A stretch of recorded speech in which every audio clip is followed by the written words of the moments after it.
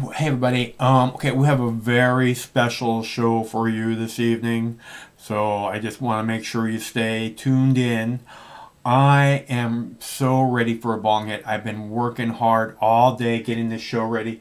So I'm gonna warm up the bong, and I just have a quick suggestion. Where is it? Just a little suggestion. Here's a suggestion. Just don't be a-holes. Here's a suggestion. Just don't be a-holes. Here's a suggestion. Just don't be a-holes. Here's a suggestion. It's a good suggestion. That's all. Um, let's see.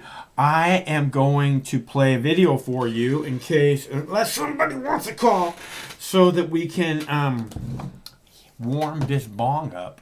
So, oh, wait a minute. Hi everyone, my name's Mike, and this is my channel, Mox News. And this is your Wake and Bake News at 7 p.m. I'm your host, Moxie. So thanks very much for tuning in, because remember, it's always better when you're here. In fact, it's completely meaningless without you, so you know. And I mean that from the bottom of my heart. I have a quick video about an airline pilot reporting a cylindrically shaped UFO or something. He said it looked like a cruise missile that just flew directly over their plane. I thought you guys might want to see that, in case you're thinking of air traveling soon. To the index of other news tonight, and a mysterious sighting during an American Airlines flight from Cincinnati to Phoenix. The pilot telling air traffic control that a long cylindrical object just flew over the plane. He said it looked like a cruise missile. Air traffic controllers said they didn't see it on their radar. The FBI is investigating tonight. And we showed you those HD images from Mars, the Perseverance rover landing on the surface. It turns out the rover's parachute actually contained a secret message. In those red and white stripes, someone online quick to crack the code, it reads, "Dare mighty things." When we come back. Gotta love nerds. Gotta love them. All right, let's see. So,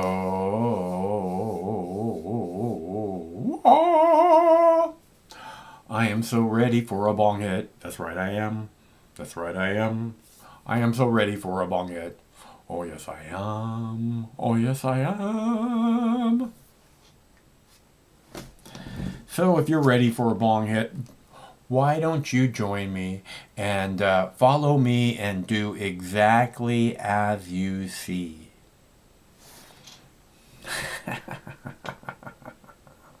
little hot still. Man, I keep getting that Geico commercial stuck in my head. Oh, dude.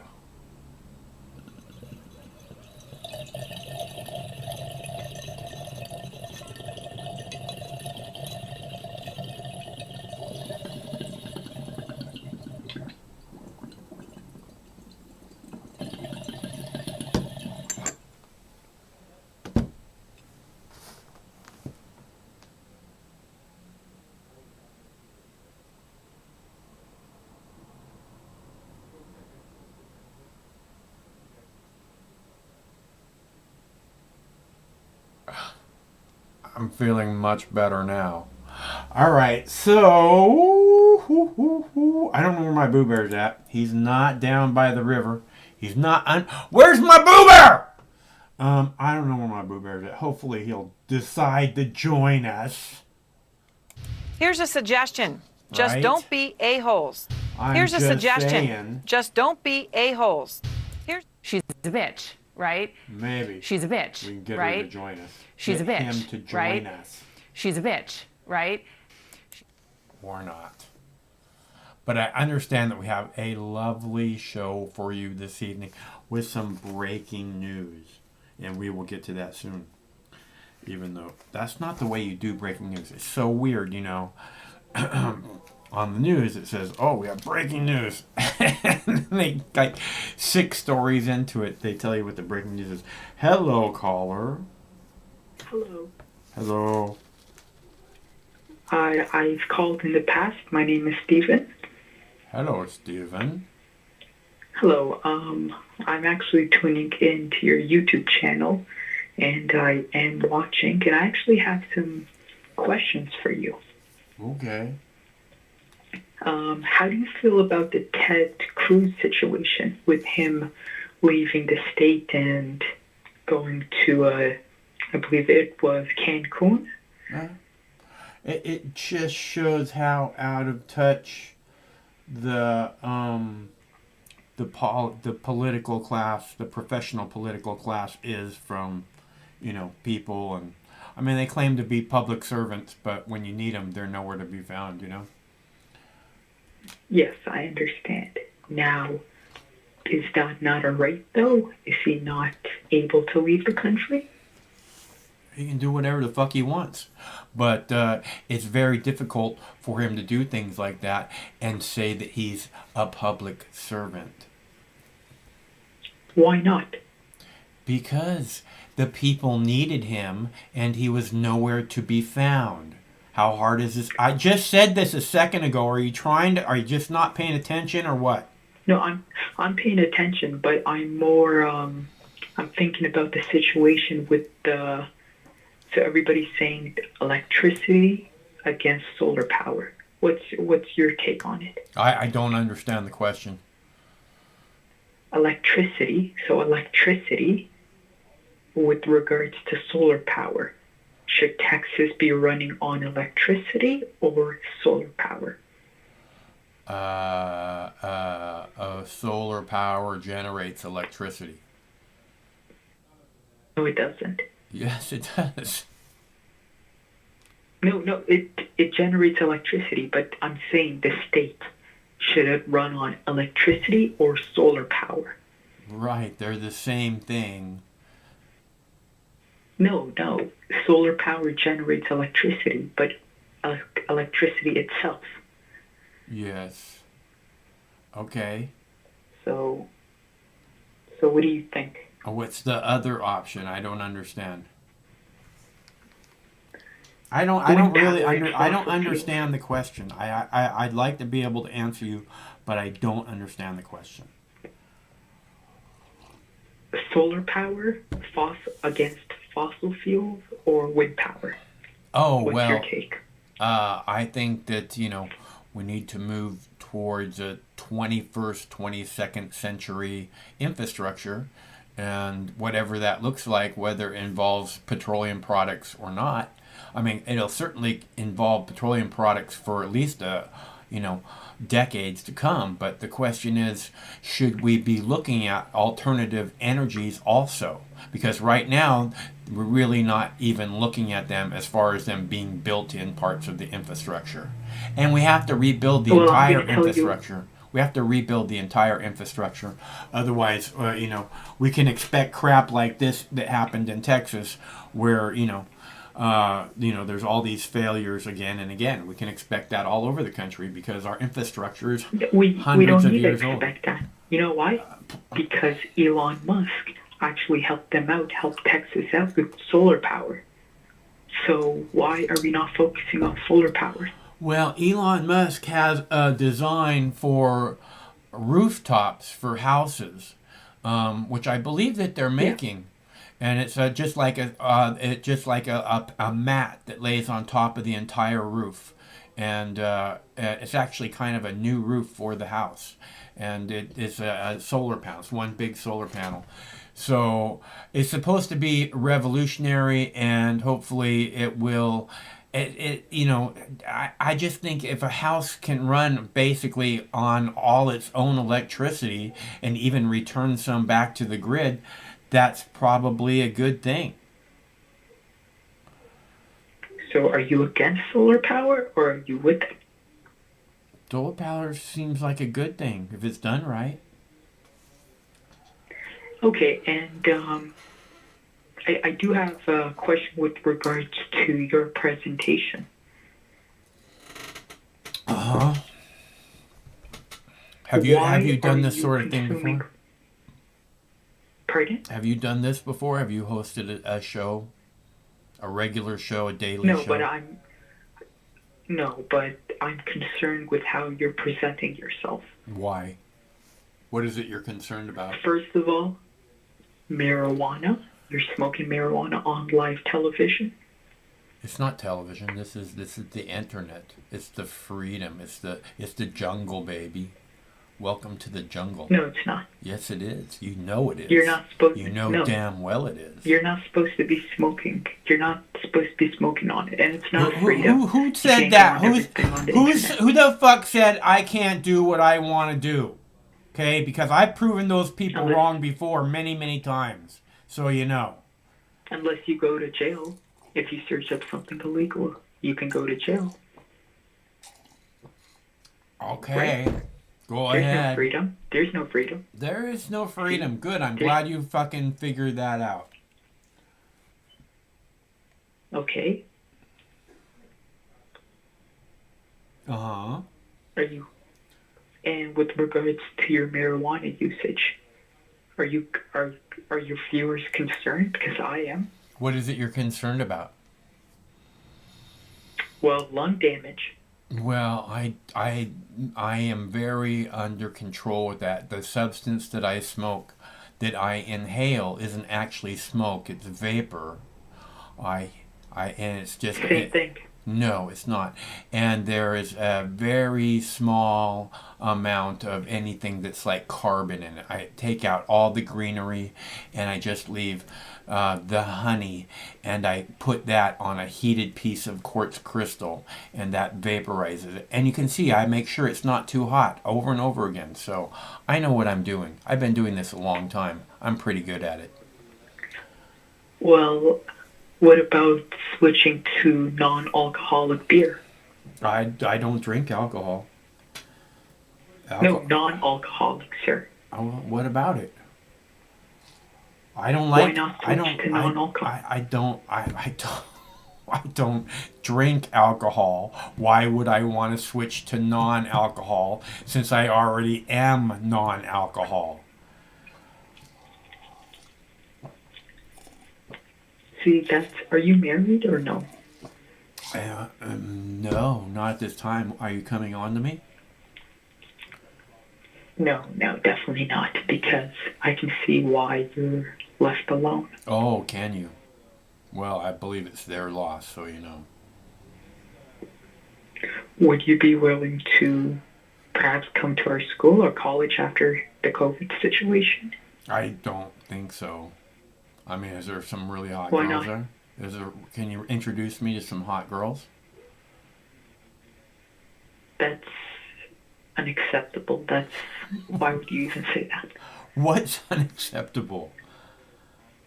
Why would you look at them as an object and not a person? Why would you say that? You don't necessarily know what I consider hot, so it's not necessarily that I'm objectifying their body. I could be objectifying their brilliant minds. Nope, you said hot bodies. I didn't say anything about bodies. Yes, you did. No, I did not.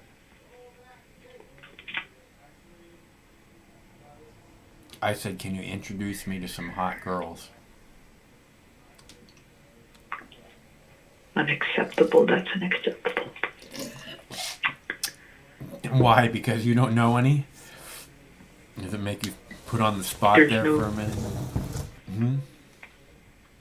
There's no need for me to know anybody. Like, Oh, there's, yeah. I don't, Well, I don't there might define- actually I don't- be a reason for you to know people, so you might want to give it No, a I try mean- sometime. It's probably a good idea. No, I mean, like, there's no reason for me to judge people based on appearance. Well, clearly you do that regularly. I don't. You obviously do.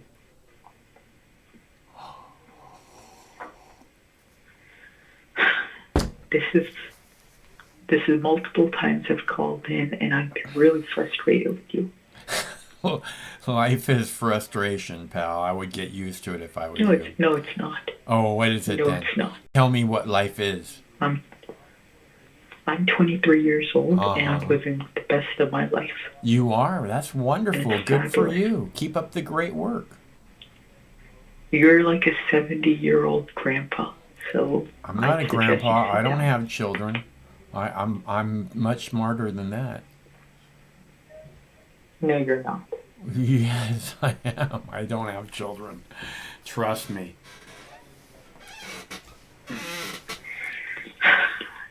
Do you want children or no? No. It's disgusting. What's wrong Why? with you?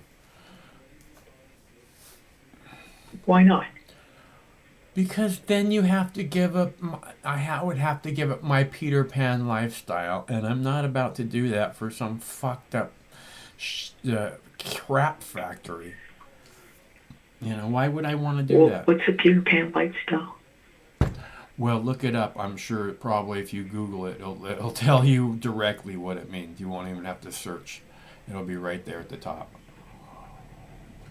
Well, I'm looking at it right now, Oh, okay, good. and I'm not saying anything. Oh, good. That's wonderful. Should look a little harder. It says One Life Meals. It's a meal plan. Yeah, that's it. Oh, Oh, okay. So, did you have another question? yeah, I do have another question. And what would that be? You should think about what you're doing with your life, That's not a question. and That's not a question. well, let me get to the question. That's not a You question. should think about what you're doing. That's not a question. That's Are not a you gonna question. let Do you me have a finish, question? or- Do you have a question? You want to ask a question? A I do. question doesn't begin with "you should." It's impossible for a question to begin with "you should."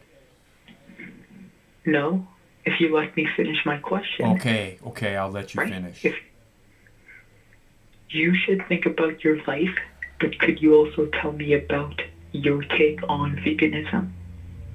I think, That was the question. yeah, that's not a question. That's a statement followed by a question. Okay. I think whatever it is, however you want to live your life is cool. Okay, I'm not here to judge you. I don't do that. Would you be willing to convert to Muslimism? If that's the case. I don't want to kneel down to any fucking god anytime ever. Why not? Because it's bullshit. I don't have Do you to believe kneel. in the I don't have to afterlife? kneel down to anybody. I never have to kneel down to anyone. Okay, I never have, you and do, I'm the never government. going to. The government. Fuck the You kneel down government. to the government I every don't day. kneel down to the government. Fuck the government. Fuck Yeah, the you do. police. I do not. I come out here every single day and I speak out against the government. The government of the United you don't. States. Yes, I do. No, you don't. I certainly You do. are And a I not puppet. only do You I follow do the that, government. I encourage others to do it too. Quite seditious of me.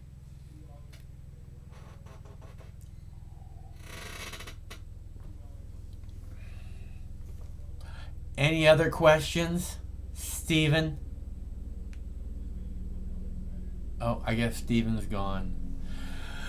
Well, if there's any other callers, we have operators standing by. And I have many, many videos for you today. Look at this. And there's some that aren't even on the list. So, and which one did I play already? Oh, Kennedy. Look at that. Number 2, Kennedy, legalize all drugs. I know you want to see that one. Hello, caller. Hello, how are you? I'm fine. How are you? I'm great. This is Rupert. We talked on New Year's Eve. What's your name? Rupert. Hey, Rubric? Yeah, Rubric. Rubric, okay. Alright. How's it going?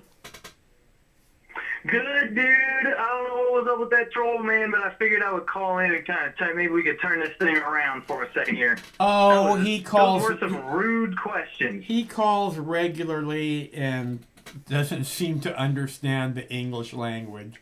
So I give him a break on it.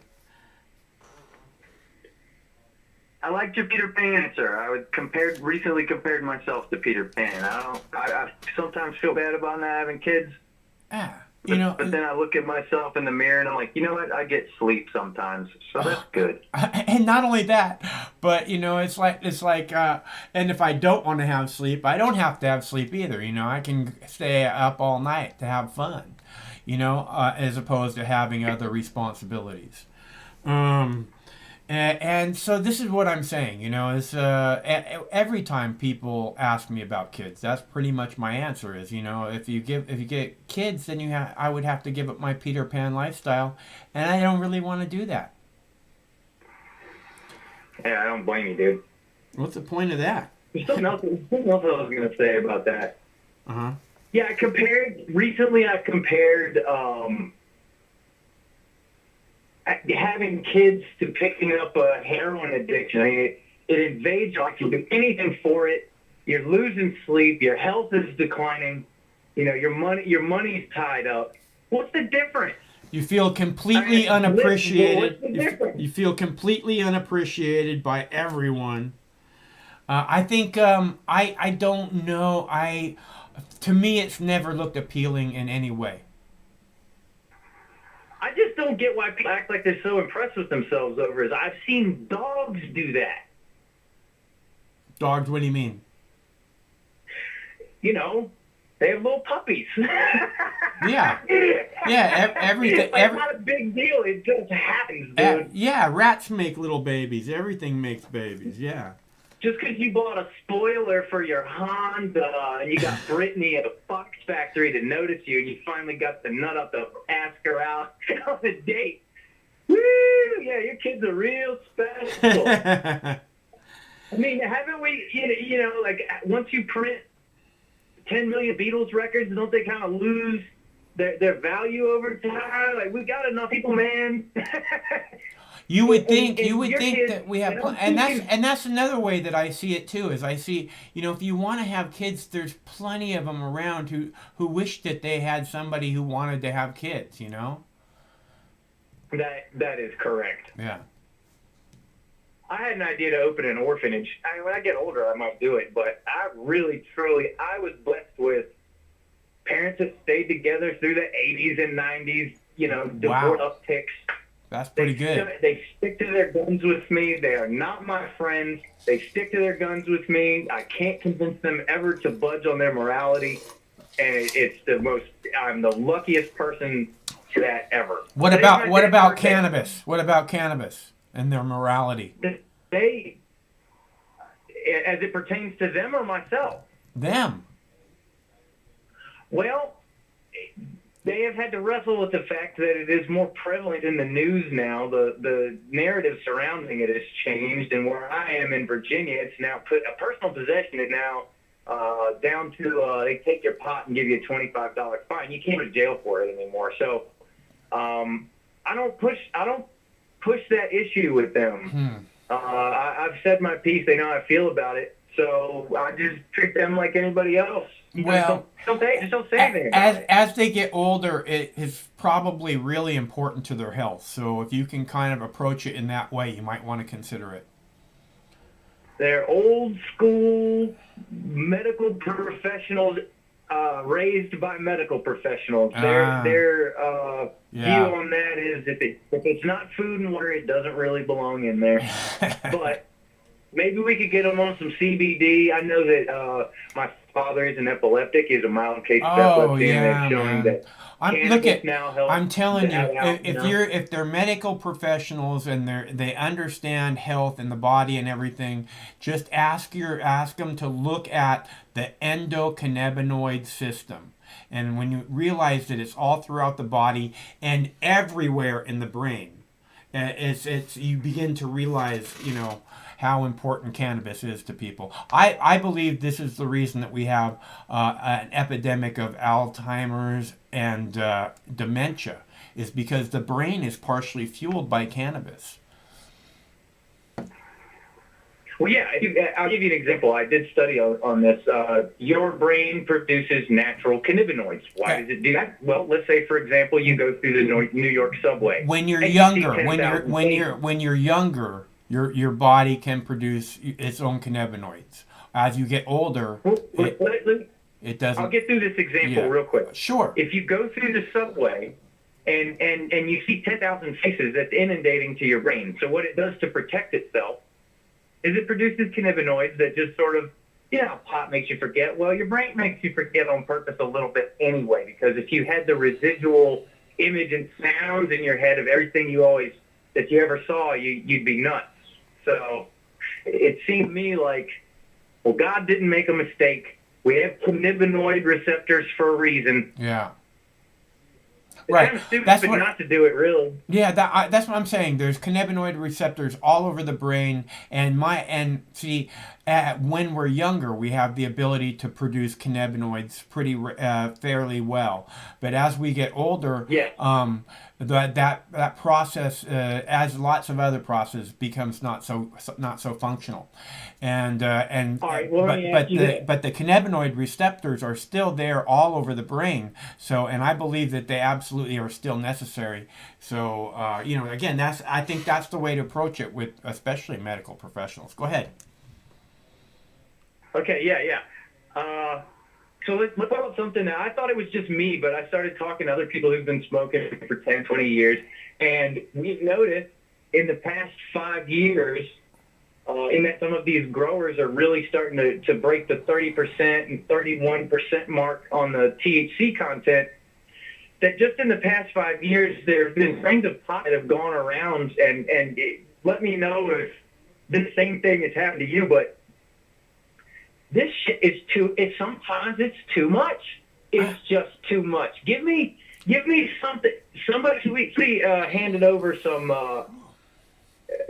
homegrown, something that was grown in a greenhouse, and I examined it. It didn't have the greatest color, but when I smoked it, it wasn't overly dried out. It wasn't some corporate product. Yeah. It had a nice level of THC where I felt nice. Yeah. I didn't feel like I was going to have a panic attack. What is with Pantac weed? I thought it was just me. Apparently, this is happening to all sorts of people. Is it a percentage we've crossed that's a little too much? Is it? I don't know what it is. What do you think? It's just something similar that happens to people like the first time they eat marijuana. Right? The first time they eat marijuana, like, I don't know, I posted a video like 10, 12 years ago of this cop who stole marijuana, and then he took it home and they baked it into brownies, and he called emergency because he thought he was dying. He said, I don't know if time is just going by really, really, really slow. Right. I mean, you have to realize, okay, this paranoia thing that people experience is a regular thing. It's just you're not used to the level of cannabis that you're consuming at that moment, so you're a little bit freaking out. I'm freaking out, man! Like, remember Cheech and Chong, where he's like, I never smoked no shit like that before, dude! It's a momentary thing until you kind of, ease into the buzz or whatever. It's like I always tell people, they like freak out if their child gets a cannabis cookie or something, right? And I say, look, all you have to do is put on SpongeBob and call Domino's, and you guys will have the best evening ever. Okay? It's really simple. I don't know why people gotta freak out about this shit. It's not that hard.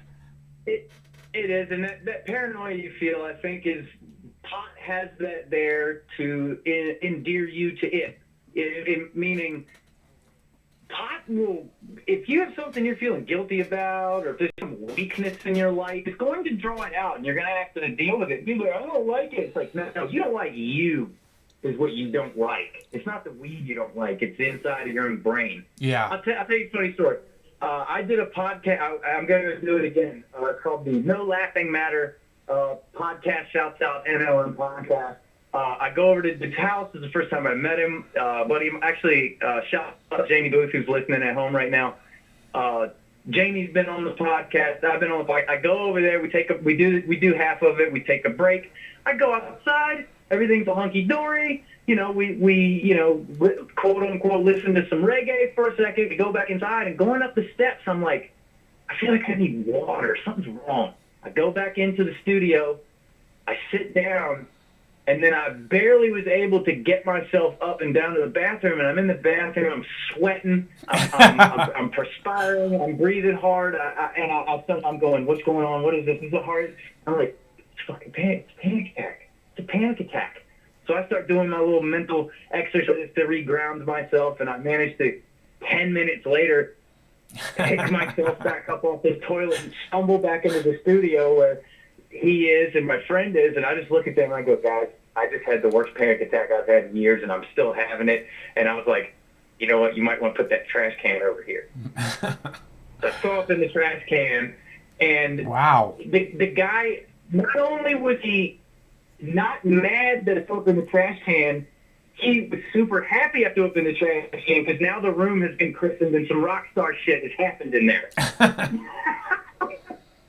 Well, that's, I mean, I This is get my that. I life, kind of man. get that, you know. I mean, that makes sense. I kind of get, because, you know, it takes a certain kind of level of person to understand that kind of rock star shit. So I get that, man. That's a beautiful thought. I love that. Yeah. So next time I'm going to take some syrup of Epicac and eat a whole bunch of corn chowder before I go over there. Oh, I would spare the corn chowder, man. It's a lot easier going down than coming up, dude.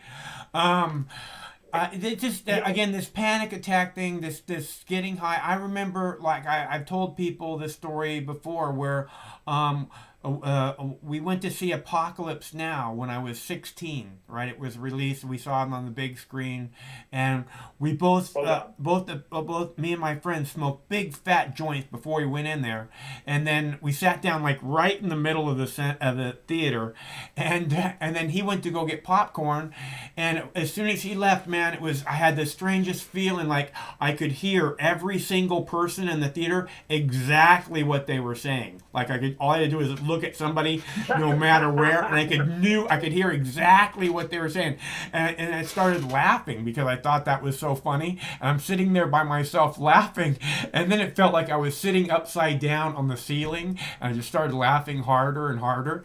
And then all of a sudden, the lights. Stupid hot. The lights went down, and the movie came up, and it was all, you know, The Doors, This Is the End, and fucking napalm and palm trees and shit. My only friend, the end. And I was just like, this is fucking awesome, dude. I got one for you. We go see, me and my buddy, I'm like 18, and I'm a greenhorn with this shit. We go see The Sixth Sense. The air condition, I got completely ripped. The air conditioning's on in the car, and I'm cold. Yeah. So they go in the theater. I'm like, I'm just gonna sit here and warm up so that it's summer. The sun heats the warm up real quick. I warm up. I go inside. I'm good to go. I go in and watch the movie. I'm fucking baked the whole time. I'm blown away by it. It's amazing. Now I'm a pretty talkative person. We go back and get in the car, and we're headed back home. And I'm not really saying anything. And they're like, so what'd you think back there? What's going on? And I have the worst pothead moment ever. I go, so Bruce Willis was dead, right? And both of them just like looked at each other, and then I got laughed at for the next 6 years. What movie was it? The Sixth Sense. Oh, huh. You know, I see dead people. Yeah. Bruce Willis is actually dead. Sorry, spoilers. Sorry, I don't think I ever saw that one. I thought you were talking not a about, bad one. yeah, I thought you were talking about like 13 Monkeys or something. That's a good one.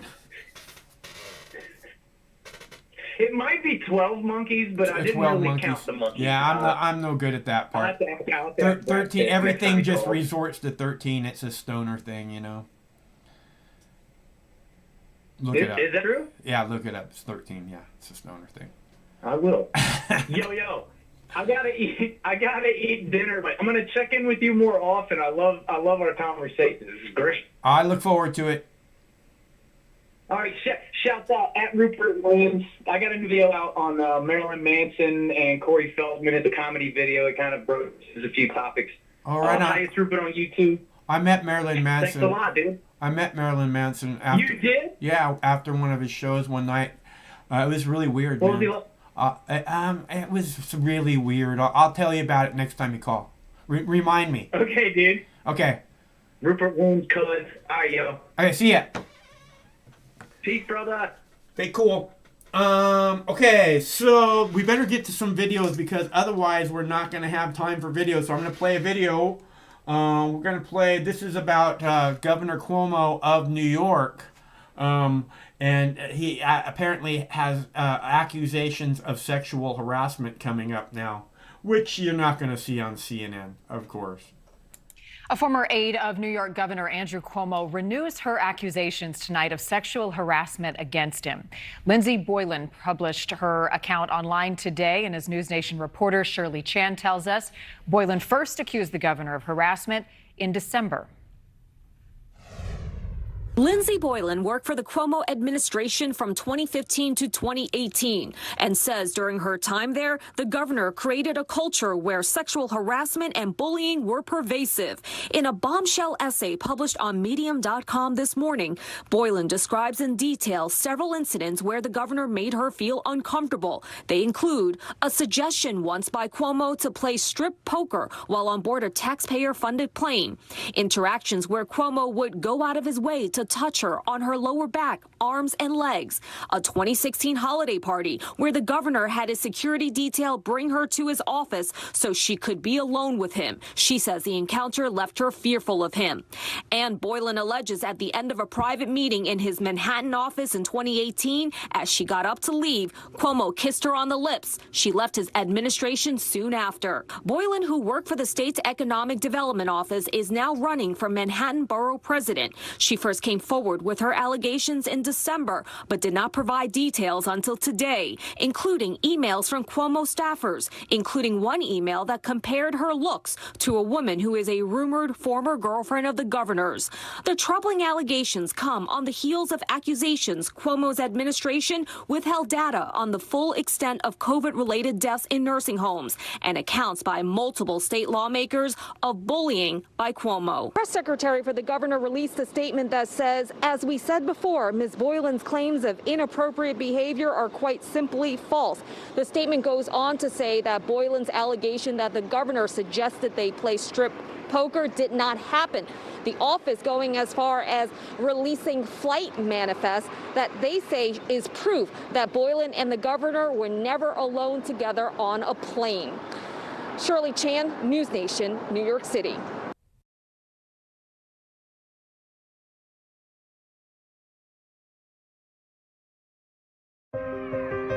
Sometimes life can be a little overwhelming.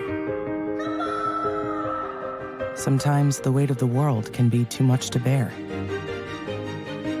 Sometimes you need to stop worrying and take a deep breath. Sometimes you need cannabis. Introducing Brightside, high-quality cannabis delivered right to your door. Brightside offers an extensive menu of strains and products to meet your needs. Choose the experience you want, and we'll send you the dankest herb, the real sticky icky, some top-shelf marijuana. If you like what we send you, keep the whole jar. We'll even include some nugs for you to blaze. As part of Discovery, you'll get to try new strains and products. Side effects may include euphoria, increased appetite, uncontrollable giggles, elevated sensitivity to musical dopeness, and reduced anxiety. Tetrahydrocannabinol may also induce feelings of existential well-being and relentless optimism. With a Brightside subscription, you can get it once a month, once a week, or whenever you want, all at a price you'll like. And yes, this is a real company.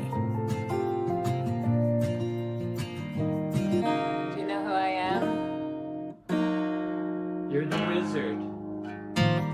Ask your doctor if cannabis is right for you. It probably is. Keep it Brightside.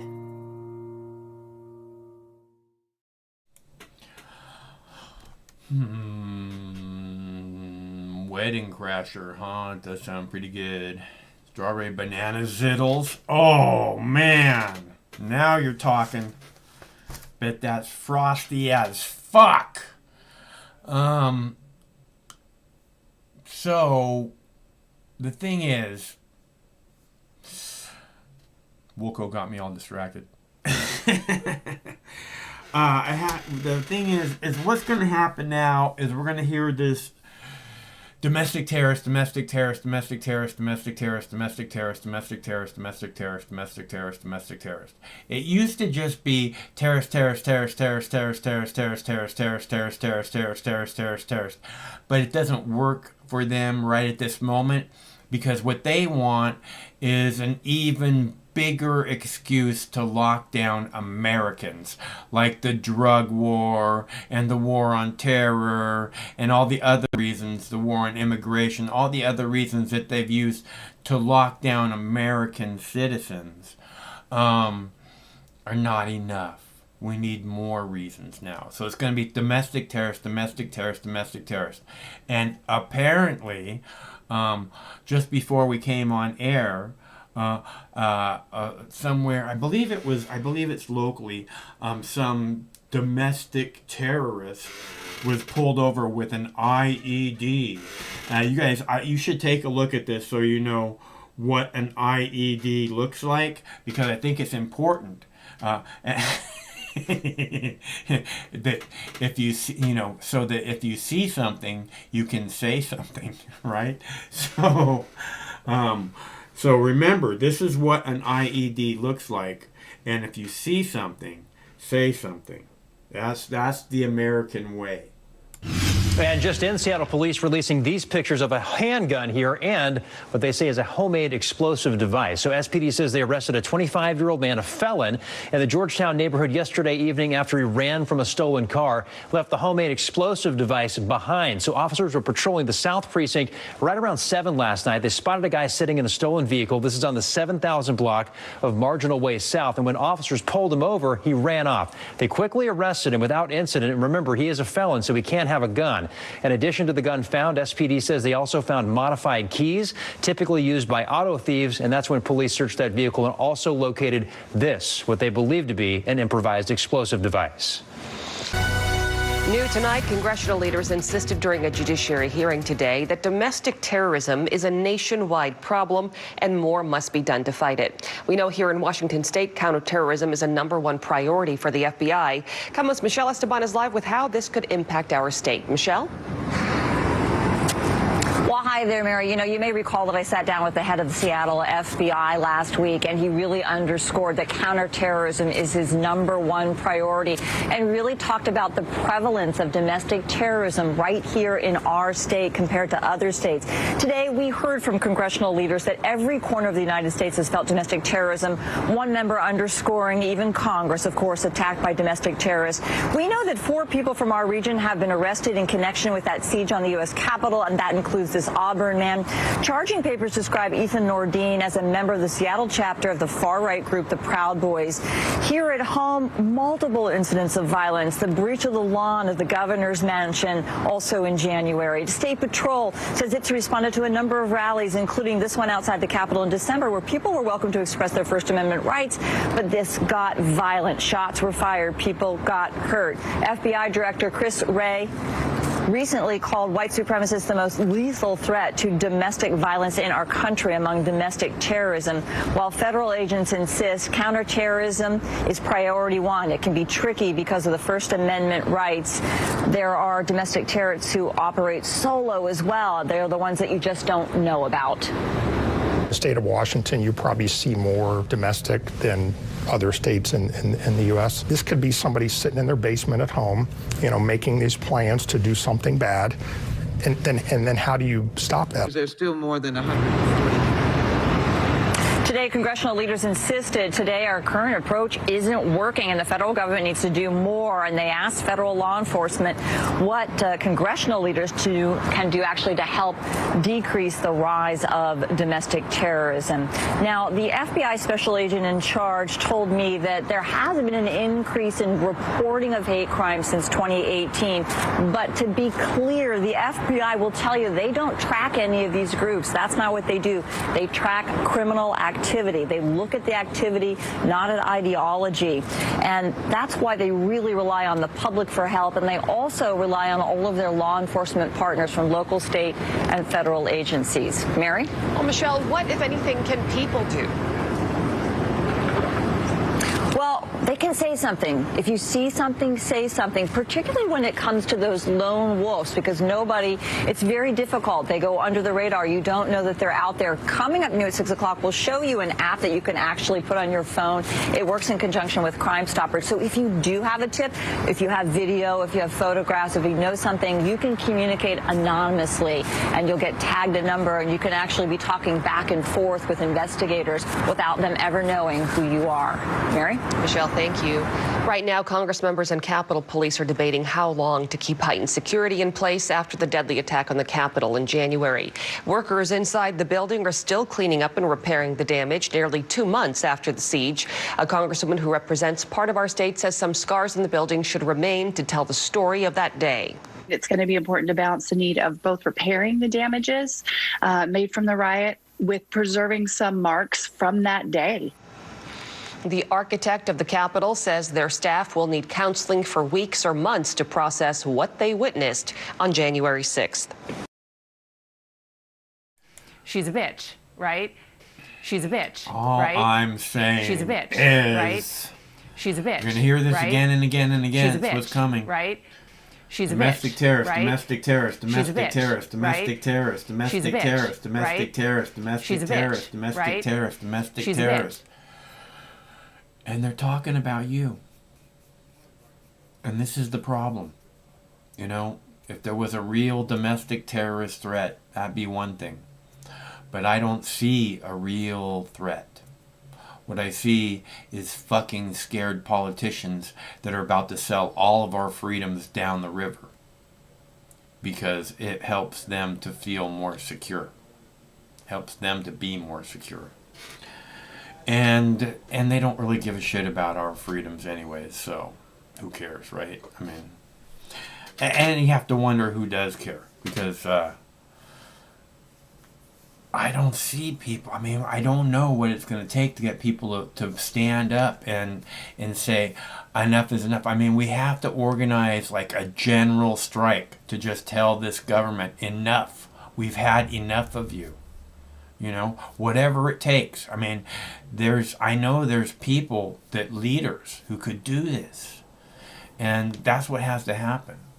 You know, it has to be all about not the left, not the right, all about people coming together to stand up against our common enemy. Or sit down. That's how a general strike works. You just sit down. Or how we could make it work. One way we can make it work. And again, we don't have to overcome our differences, you know. We just have to recognize the common enemy. It's really simple. And it would be such a beautiful thing. You know, but unfortunately, you know, it's still buying into this left-right, you know, oh, these are the good side. I just don't see any good in Washington, D.C. at all. It's so sad. We all want to see good, but I don't see it.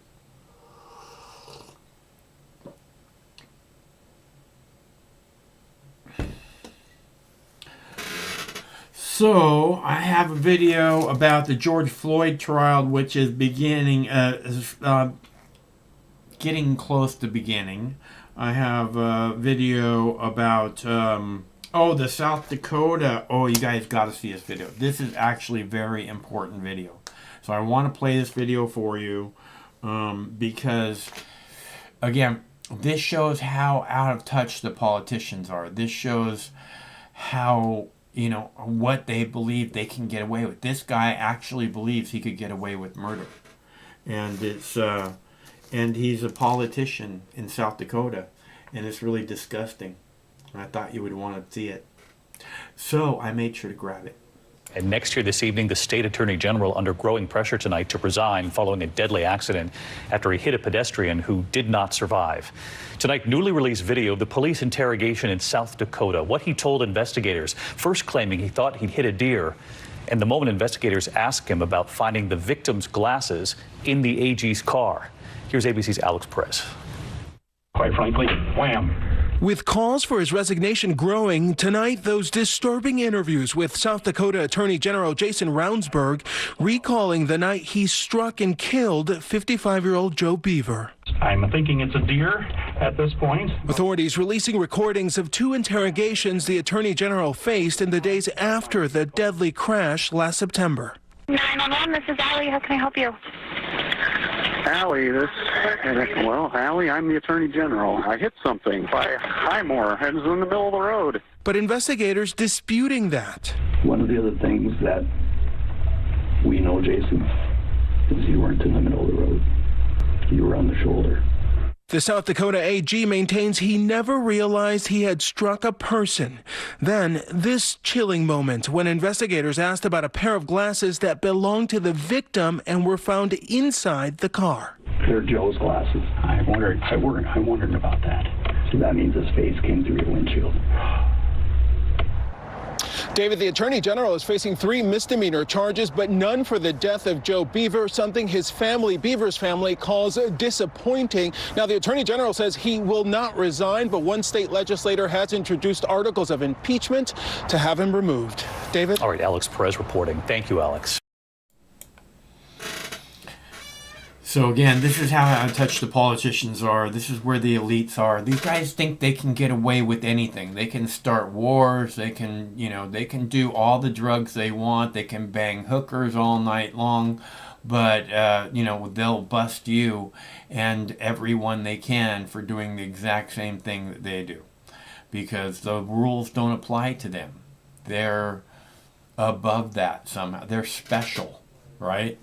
So, and I think the media feels the same way. You can kind of see it in the things that they say. They're so completely out of touch. It's like, they don't go out in public and dine places in public because people would be coming up to them everywhere they are. I remember I saw Senator Cantwell at a Starbucks one day, and I went right up to her. And I was so surprised that other people weren't approaching her. But I felt it was important at that moment to talk with the young lady. Okay, so I have a video about, again, Kennedy coming up, about a Kennedy video where she's calling for all drugs to be legalized, and she's talking about a Harvard professor who wrote an article in the last 10 days or so about how he uses heroin on a regular basis just to kind of keep balance with all the pressures of today's modern world. And I thought that was interesting. Not that I'm interested in using heroin, but again, it comes back to this thing where, people want to act like, this is just the scourge, the people, the low-life people, but that's not the way it is, I mean, I've been to the billionaire's house for the parties. I've been there not when there's a party. And there's a room where they just do cocaine. They have a room where they just do other drugs, and a room where they just do other drugs. It's weird. But it's the truth, I mean, it's not like, oh, I remember when Craig went to the party the first time, and he's like, there's people smoking weed. Like, yeah, it's Seattle, dude. There's a room upstairs where they all do that. But not all of them, just where the cool people go and do it, I guess. I don't know. But it's this thing where, again, the rules don't apply to them. This, the rich people are never going to get popped for marijuana, or really anything. They can roll. Look at Charlie Sheen, banging 7-gram rocks, right? People are like concerned that I'm smoking marijuana on TV, which I did way before there was a YouTube, by the way. I'm smoking marijuana in public, which I did long before I did anything else. But, people are concerned about that. But Charlie Sheen's like, I'm banging 7-gram rocks and fucking hookers all night long, porn stars. I'm sorry, porn stars. And, it's not like, the guy's got briefcases full of cocaine, It's not like he's hiding it.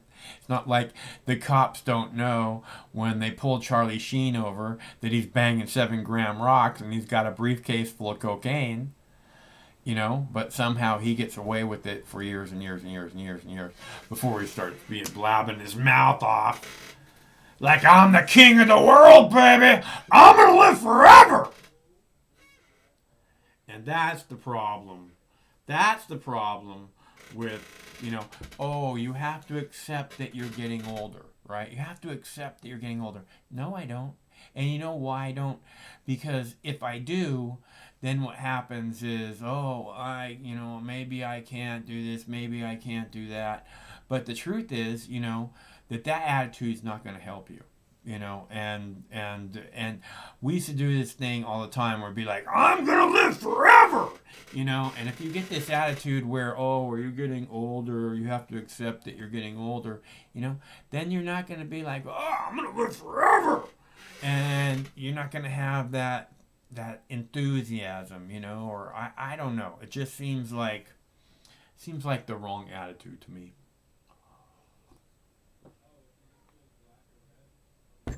Ooh, shroom tea. That does sound pretty good. I've been watching numerous videos on the YouTube about the shrooms. There's beginning to be a lot more videos about shrooms on the YouTube. I think it has to do with like Oregon and Denver and places starting to legalize consumption and personal use, you know, which is weird because I don't think they've legalized cultivation. So it's kind of fucked up. You got to legalize cultivation. It's the same way with the weed here, you know. I mean, they legalized marijuana 7 years ago, and they still haven't. They're still not letting people in their own home grow flowers because that's the kind of police state that we live in. The people vote to say, "Hey, we're tired of this kind of persecution," and they're like, "Oh, well, you can have this much freedom, but not that." No, you can't do that. Because we're the boss of you, that's why. Don't you know? How many times do we have to explain this to you? We are the boss of you.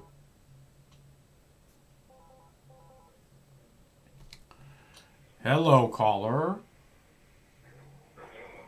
Michael, this is Steve McClanahan, reporting to you live from literally the middle of the goddamn shit, Michael. Oh, I've been there. That's not a good place. And I tell you what, Michael, it's very sad. It's very sad what I'm having to deal with. I'm having to actually do some reporting. I have to do some investigative journalism. You know, since, you know, people were, you know, reporting on Gandhi and shit. Okay. Michael, we have breaking news. Breaking news with Steve McClanahan, everyone. Hi out there in Radio Land. Very sad story today. We have a couple ladies, maybe a guy I don't know anymore. They're out there in Topeka, Kansas. They have started a legitimate hunger strike, ladies and gentlemen. They, in fact, their cells already being, you know, in immaculate shape. Their cells, maybe not, I don't know. They are going to do a hunger strike until every American citizen here in the state of Kansas has been paid their unemployment. They are at the Kansas Department of Labor currently not eating food. And I swear to God, this is not a joke. This should be an inspiration to all women out there. All women should take advantage of this time and men too. and rally around these women that are putting their lives on the line. And I swear to fucking God, Michael, this is Steve McLean reporting you live from a legit hunger strike, a real hunger strike where people are said enough is enough. They've ate enough food. They actually don't have any money anymore. They can't pay their bills. Their children are not allowed to eat food anymore because, in fact, there's no money. Because there's a lot of different reasons. It doesn't matter. All I'm saying is the goddamn Kansas unemployment goddamn office is literally paid. I got breaking fucking news. Kansas Department of Labor, they literally have paid out, just like multiple states I'm hearing.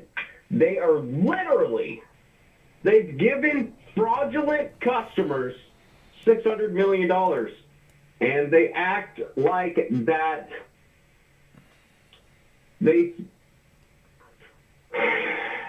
it's only $600 million, and then at the same time, look at us, we are stopping fraudulent claims here through the unemployment office. And I swear to fucking God, there's a couple ladies out here. She is probably going to die. It's breaking news. I'm going to break the news because there's no way in fucking hell that they're going to get every fucking goddamn person here in the state of Kansas paid. And so we had to be here live, Mox News, reporting to you live from the goddamn Kansas Department of Labor. It's a very sad day. This lady's, I hope her last meal was something delicious. I really do. Like maybe, I don't know, like a dozen Krispy Kreme donuts. I don't know, like a fruit cocktail with some cottage cheese or something like that when you're old. You know, that shit's good. A dozen Krispy Kreme donuts. That sounds like a good last meal. Hamburger steak, hamburger.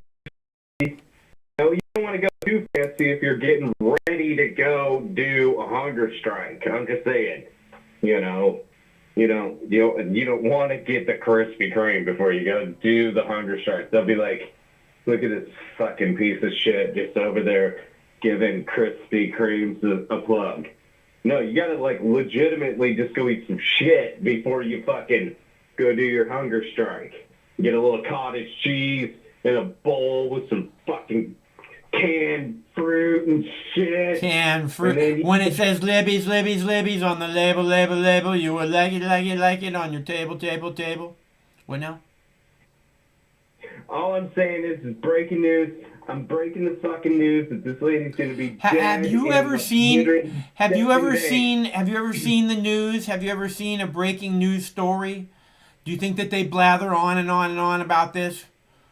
Or you think they actually have a little more concise? You think that this is what they did with Tiger Woods' story? You think they just went on and on and on and on and on, never got to the point? Tiger Woods crashed. Now we gotta do something else. I'm trying to tell you that this lady, that's what I'm trying to fucking let you know. The lady is gonna die. I'm predicting that she's gonna die. We're all gonna die. We're all gonna die. So that's not much of a prediction, dude. It's not much of a prediction. This is Moss News live stream out here on the streets, fucking with a real live hunger strike person. This isn't a public stuff defecator. This person can't even shit because they can't even eat. It is that amazing. They can eat. They're choosing not to.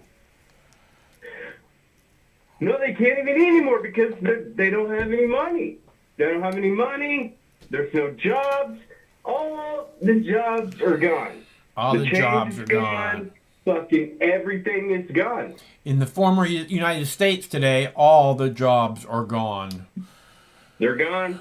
What's your fucking point, dude? There's going to be a hunger strike victim. And this hasn't happened for, since the fucking one guy, whatever his name was, that he did, I don't know, like, hopefully hunger strike victims, on Kansas woman has had enough with the Kansas Department of Labor and is taking a stand. Renee Perigo filed for unemployment 17 weeks ago and has yet to receive her money. She and her husband are both unemployed and are collectively owed over $11,000 from the department. She has called KDOL numerous of times and is on her last leg. She has decided to go on a hunger strike until Kansans receive their unemployment. I mean, we have no 401k anymore. We have no more savings. I mean, well, I remember when we didn't have any food in Maui. As embarrassing as it is to say, we've even had we to went tap to the into Salvation Army and they gave us kids' rice and savings, cheese and butter. which I haven't had to touch in 10 years. I lived in the quite ghetto. literally have nothing left to lose. Now, Perigo intended to stand alone, but was shortly joined by others. I had some delicious food in God's vagina. And I swear to God, do not bring any God's vagina to the hunger strike people, because they're going to break.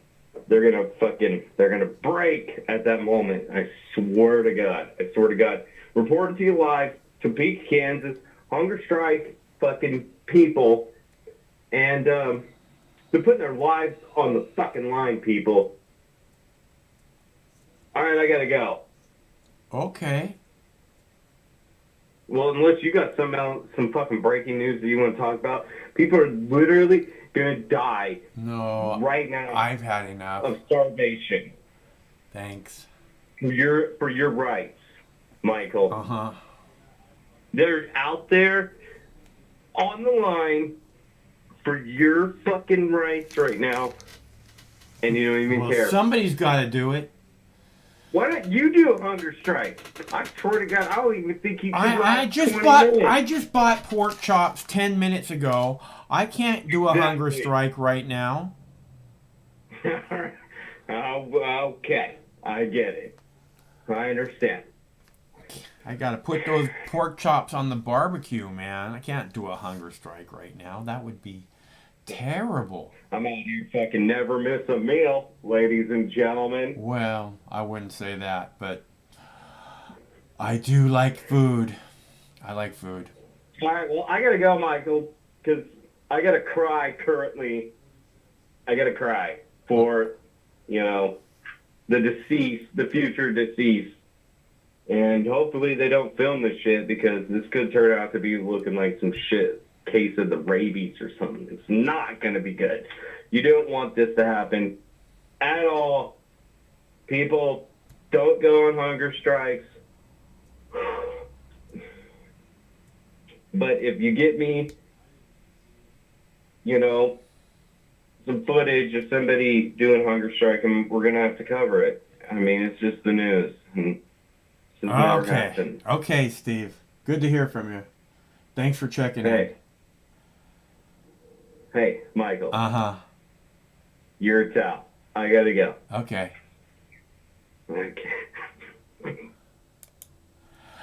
All right. So.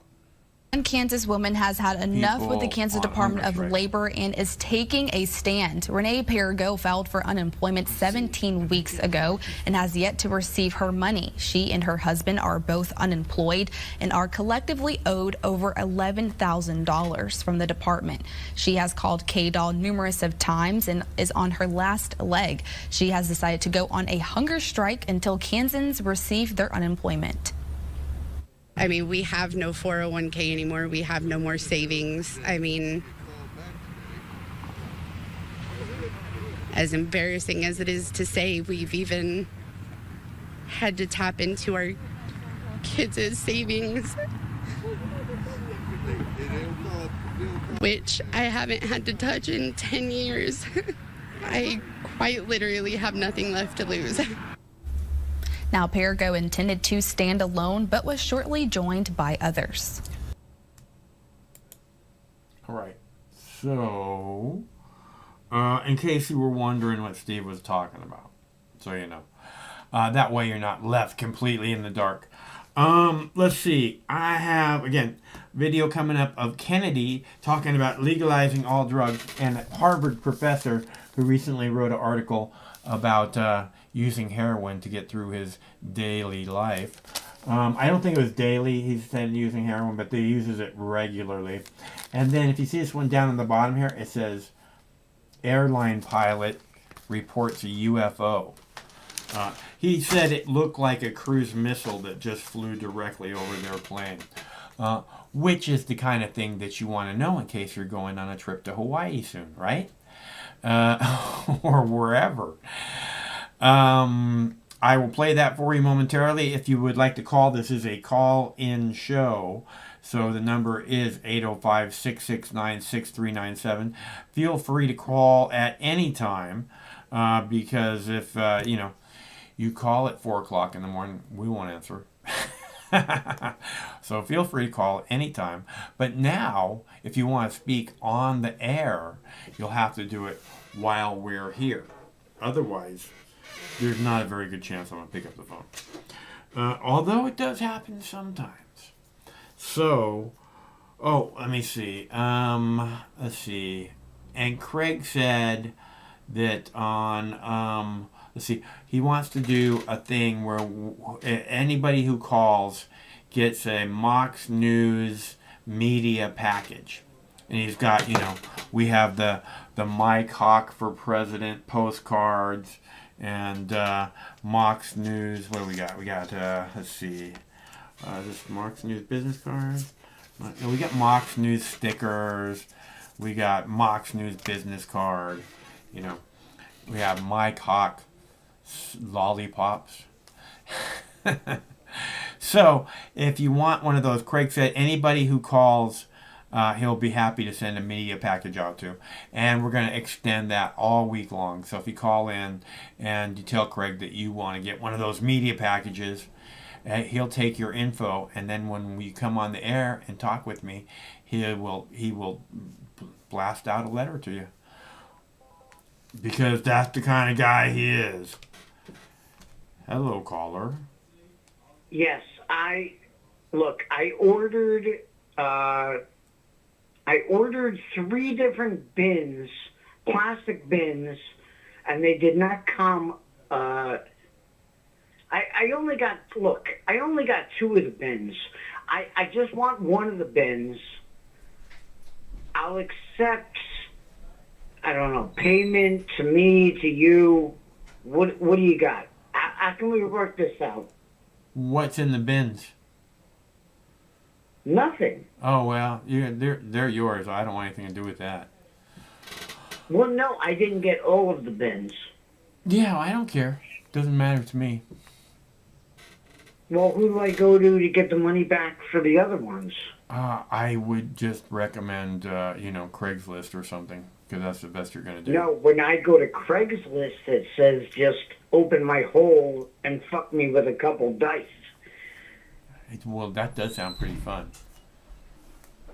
Well, Michael! Huh? Michael, are we... Huh? Can we still talk? Huh? Michael? Huh? Oh, Michael. What? What are we talking about tonight, anyway? What are we doing tonight? What are you guys talking about? I'm doing the same thing I do every night. I know, but, what do you want to talk about, Mike? Let's talk. Let's actually talk, me and you. What's going on? I don't want to talk. I don't want to talk about anything. Okay, I had a lovely day with my dogs walking. You're not going to talk about anything you don't. I was gardening last night. I got dirt under my nails gardening. See, I talk and you don't even want to listen. I got dirt under my nails gardening last night. I go check on my garden. I just doing this because this is a nightly thing that I do. Max, why don't you become can you get a license to sell pot? I've never sold pot in cannabis. I've never sold it. I never will. I like to give it away.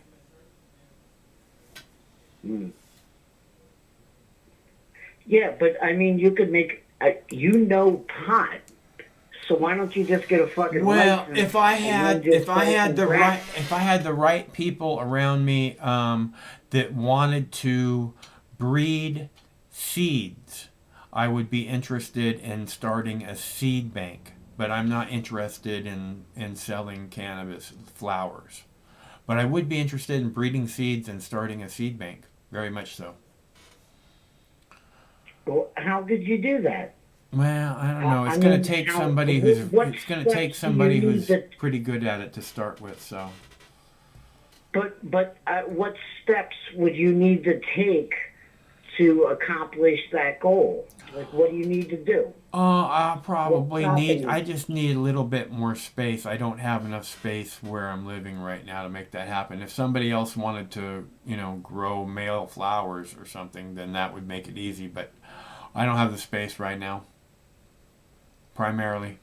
So, I mean, there's no way in hell, in God's green earth, there's no way you could do that from the space that you're doing now. I have like every inch of this house is pretty much cram packed full right now. Come on, you can get up Greg's ass. No. Get right up his butt. You No. can put it up there. No. No. How much more space do you need? What do you need? How much of a fucking investment do you need? I what do you don't You need an how investment. many I need more donations do space. you I don't fucking need an investment. I need more space. Okay? Whatever I want, I can get for free. Okay? If I Yeah, want but how- if I want a tent, I can go get a tent tomorrow for free. If I want a light, I can go and get a light tomorrow for free. If I want seeds, I can go and get seeds tomorrow for How are free. you gonna get? Wait, slow down. How would you get a tent or a light for free? Are you gonna By steal it? contacting a manufacturer and telling them to send me one. I have numerous tents. Oh, you're talking about inside. Okay, a grow light. Yes. Oh, okay. I'm sorry, Mike. Mm. Really, I think your job opportunities are really because what you know, what you can do. You can. I know you know growing pot. I can't. No, grow pot. I don't know. I can't do it. don't know growing pot. I'm trying to learn how to grow pot. That's why I need other people in order to breed seeds. If I knew what I was doing, I could probably do it on my own. But right now, I don't know what I'm doing. I'm trying to figure it out. It's going to take a while. Hopefully, I'll get it down sooner than later. But right now, I don't feel as if I have had a successful growing season yet. But I will soon. That's good. At least you got something. You got something going for you. I I have professional growers that come over and they're like, man, you have an amazing green thumb. I just haven't quite gotten it just right yet. But when I do, it's gonna be good.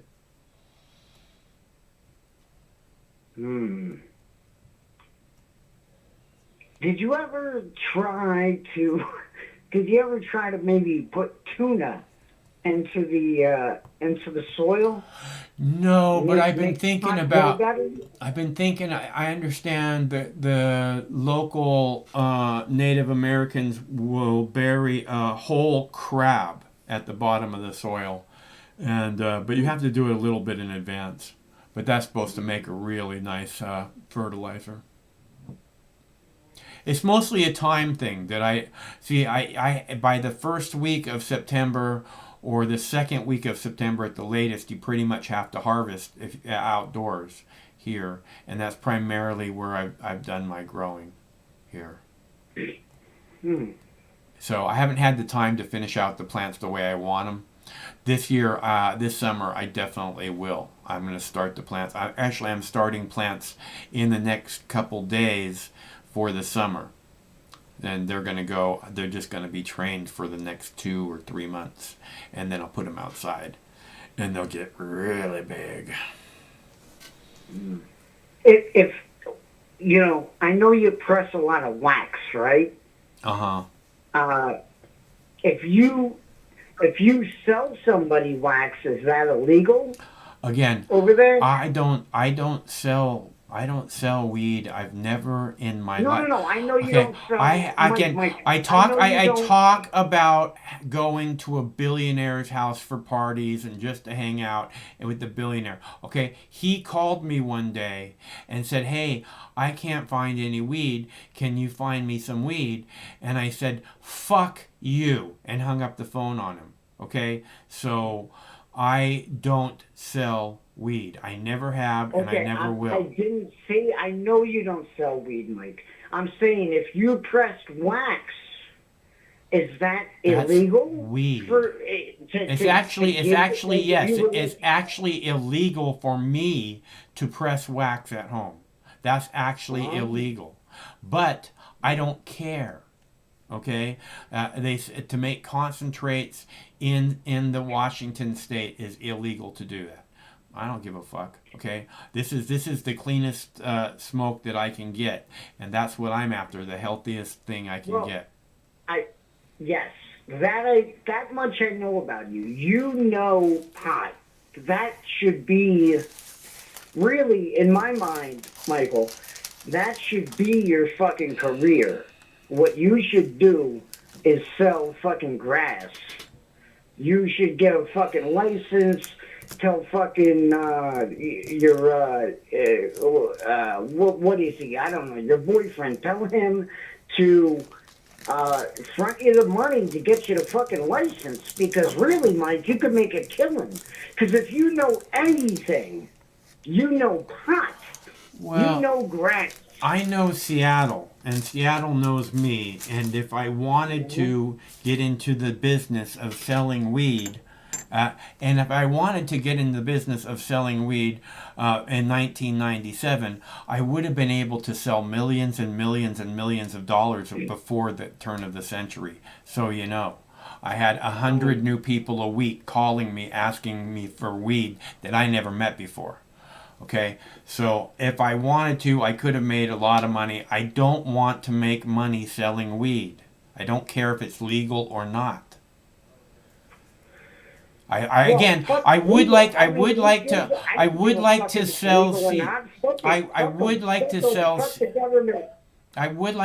seeds because seeds are this thing where, you know, it's like I think that the people that are the cannabis breeders of today are probably some of the most important individuals on the planet to the next evolution of the human race. So, yes, evolution. You know what that word means? No. Yeah, okay. Educate me, Mike. Illuminate me. We should look it up. Oh, I won't. Anyway, really, that's your strong point, man. You need a fucking pot license. You don't know what dude, I've been fighting for freedom. I've been fighting for freedom. This is what I do, is I fight for freedom. I encourage others to fight. Oh, for fuck's sake. Yeah, okay, for fuck's sake. Yeah, you're welcome.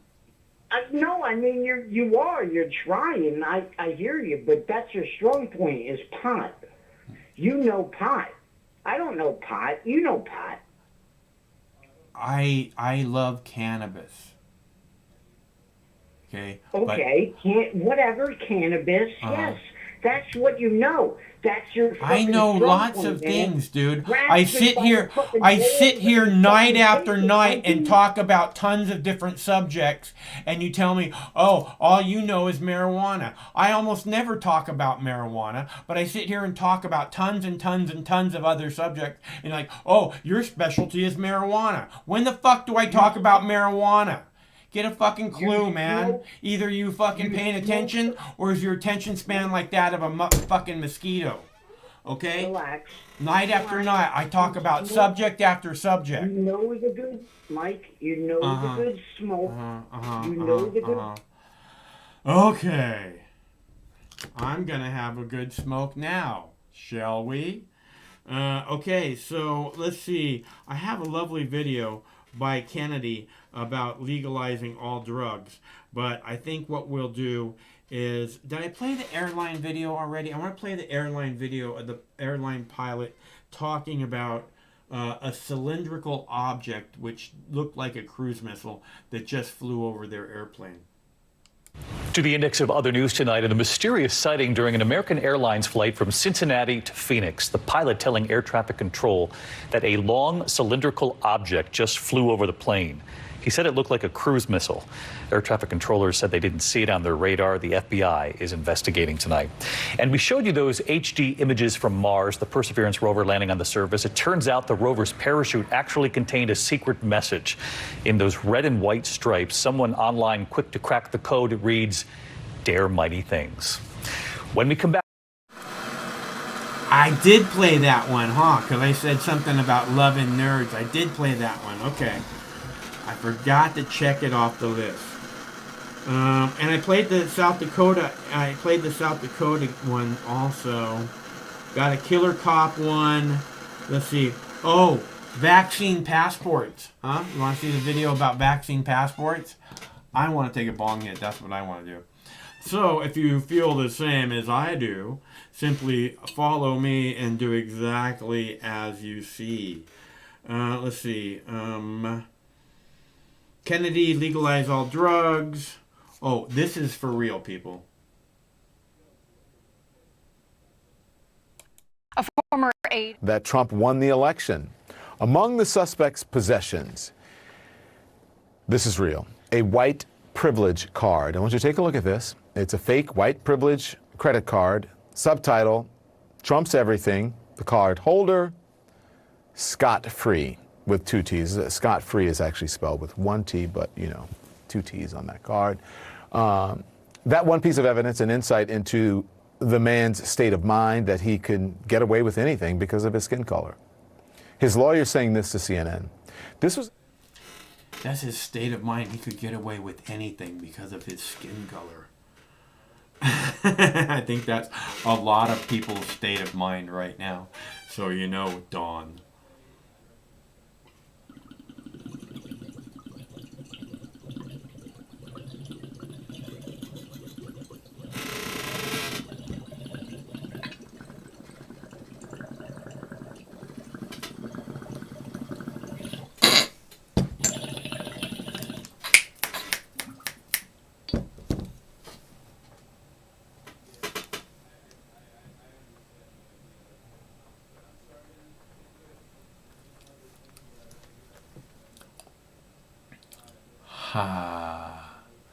All right, so again, the telephone number is 805-669-6397, 805 News, if you'd like to call. Otherwise, I can just play videos because I have like 7 more videos to play.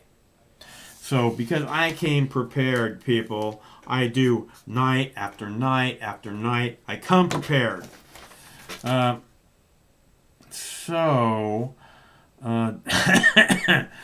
Let's see. A judge blocks Biden's immigration moratorium, where you can't deport immigrants that are here undocumented. A judge says no, you can't do that. People can, states can deport these people. So I have that video, and something about the George Floyd trial, which is coming up here real quick. And another one about a killer cop and Kennedy wanting to legalize all drugs. Which one shall we do first? Huh? Which one shall we do first? More killer cop videos? You got it, baby. More killer cop videos. We're going to turn next here to the family of a 30-year-old Navy veteran tonight, claiming their loved one died after a police officer allegedly put his knee to his neck for several minutes. The DA is now investigating, and here's Kana Whitworth. Tonight, the family of a 30-year-old Navy veteran who died after police restrained him is speaking out, alleging a police officer put a knee on his neck until he lost consciousness and died 3 days later. It didn't make sense to use that level of force and restraint on somebody who was not violent. What happened? Newly released video showing the aftermath of the disturbing incident. Angelo Quinto on the ground. You can hear his mother's panic. Cassandra Quinto Collins says her son, who suffers from depression, was having a mental health crisis when they called police on December 23rd for help. Does he have a pulse? She says when they arrived, Quinto was calm, alleging that police then grabbed him and threw him to the ground. He says, "Please don't kill me," at least twice. Ultimately, the George Floyd pole was placed on the back of his neck, cut off his breathing apparatus, and he was comatose within a matter of minutes. ABC News has reached out to the Antioch Police Department for comment and has not heard back. Contra Costa County District Attorney and Sheriff's Office are investigating the case. David, the family telling me they trusted the police. Now they're filing a wrongful death lawsuit against the department, and they're having an independent autopsy done because, David, authorities still have not released a cause of death in this case. All right, we know you'll stay on it. Kana Whitworth tonight. Kana, thank you. Now, they blur out the video of the cop, the killer cop on the dude's neck, right? Which I don't know why they're doing that, but apparently that's the way we do it now. If you can't see the actual criminal act taking place. All right, because that's who these cops are, that are, you know, actually, we've already watched one guy kill, one killer cop kill a guy that way, at least one, and here we are seeing it again as if that cop didn't see the video. He missed the memo. This is the way we do this. This is the way we've been trained to do things. So, if you want to call, if you want to talk about that, if you want to talk about who Trump will pick for his vice presidential candidate in 2024, still waiting for that phone call. Otherwise, I have more videos. The number is right there on the screen, 805-669-6397. Shall I play another video? Which one shall I play next? Huh? Judge, vaccine passport. That's a video you want to see for sure. All right, I'm going to play another video. Let's play the vaccine passport one, because that's what's coming, people. And I've been telling you this for quite some time. For quite some time, I have been saying that you're going to need to have a vaccine passport on your phone. And when you go into the grocery store, you just kind of scan a QR code or whatever. But this is what's coming. This is what they want. This is exactly the lockdown that they want, so they can follow every step you take, which, like, they don't have that already. But I think if they can get you to sign on to the vaccine passport, it's like you're giving them permission to track you every step you take.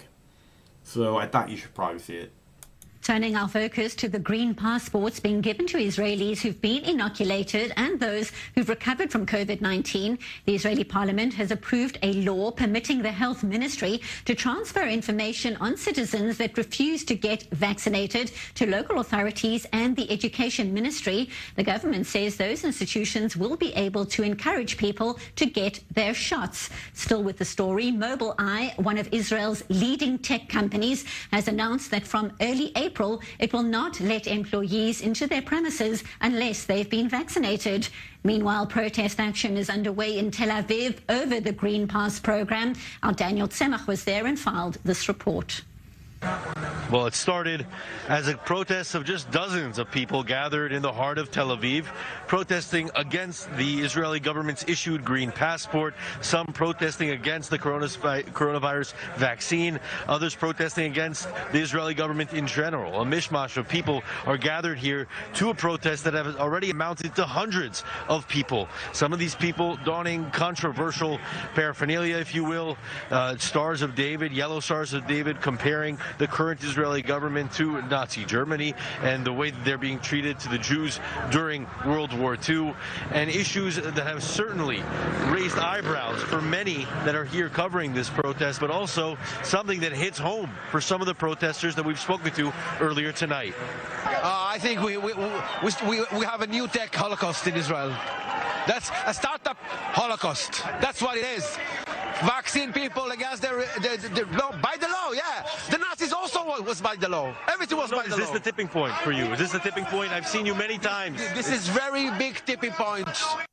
Now, one of the many issues that does sort of create a common thread between the different people that are gathered here tonight is the fact that there is a severe distrust in the Israeli government. Now, different people manifest that in different ways and have vocalized their feelings in different ways. But at the end of the day, it's quite clear that this group, while maybe small in regards to the total population of the country, it does represent a fairly considerable group that's making noise right now, especially as Israel is trying to vaccinate as much of the public as it can.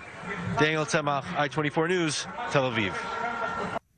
Meanwhile, there's been mixed reaction to reports that Israel is sending vaccines abroad, including to developing countries like Honduras and Guatemala. But Israel is sending to countries that are its friends or potential friends. Our senior international affairs correspondent, Owen Alterman, has more. A new strategy for getting vaccines out to poor countries. Shaming, with world leaders starting to converge on a plan. Tell rich countries to I mean, this coalition of misfits, and they cobble together and they don't attack each other. They stay united. I wish the coalition of misfits, and they cobble together and they don't attack each other. They stay united. Coalition of misfits, and they cobble together and they don't attack each other. They stay united. Coalition. Okay, so I have that Kennedy clip coming up, not that one, but I do have a Kennedy clip coming up where they talk about legalizing all drugs and a Harvard professor who uses heroin on a regular basis. We'll play that in a few minutes. Craig is talking about anybody who calls this week and would like to have a Mox News media package. These are lovely vinyl stickers, professionally made. Craig's had one on the back of his truck for some time now, and it looks to be holding up pretty well. He'll send out stickers. He'll send you out Mike Hawk for President postcard, which has top 5 reasons to vote for Mike Hawk. Mox News business cards with the Knowledge is Free logo. He's also got a t-shirt made up with the Knowledge is Free logo in case anybody wants a Mox News t-shirt. There is links in the description box, the text box, down below if you want merchandise. He's got a cup made up. He's got face masks made up. Knowledge is free. Knowledge is free, baby. So if you want, but he's not giving away cups and t-shirts. He's giving away postcards, business cards, and stickers. So if you want some stickers and a postcard, Mike Hawk for President, let Craig know, and he will be happy to get that out to you. That's what he said. Hey, you know Mike Hunt? Do you know Mike Hunt? Is that what you're saying? Because we have Mike Hunt information here too, in case you're wondering. Hello, caller. Hey, Mark. It's Brandon, man. Hey, Brandon. What's up, G? Dude, that was some pretty good stuff to hear about what he put up about some the stuff that's happening in Kansas. Yeah. Where people not getting their unemployment. And what's funny is when people give criticism to like all these people on unemployment right now, they forget that everyone pays a tax to unemployment to begin with. Right. Right? Yeah. So if I've been working for 12 to 15, 16 years, I've paid my dues, and you're going to get, because I may need it for 12 to, for 6 to 12 months because I'm a waitress or a cook at a restaurant. You know what I'm saying? It's called bullshit. It's called unemployment insurance, and you don't get insurance for free. So. Exactly. Yeah. Yeah, man. Yeah, it's weird to me that we had some neighbors over this weekend, right? Uh-huh. And they're pretty. They come from very well families, I'll say, but they don't understand this shit. Like that example that you brought up. What'd you call me? You call them like Piccadillys or something? Yeah, so I don't know. I don't know what you call them, But anyway, just at the end of the day, just not to have any fucking remorse. You know, like the little kid that died in Texas. Yeah. The trailer ran out of heat and he covered up and just froze to death. Yeah. I mean, for anyone not to have any compassion, and I know we're just bullshitting, but like when I look at the Ted Cruz situation, when I was in the military, man, you ate last. Your soldiers ate first. Yeah. And I believe every politician should have that type of mentality. Yeah. You know, because of course, if I'm a platoon sergeant, I'm going to forget about what it was like when I was a private. You know what I'm saying? So I understand it. You know, the politicians forget what it's like to be that college student working hard, 2 jobs or whatever, right? You know, but now they're where they're at. They have no fucking remorse, no empathy, sympathy for fucking nobody. And it's a fucking embarrassment, man.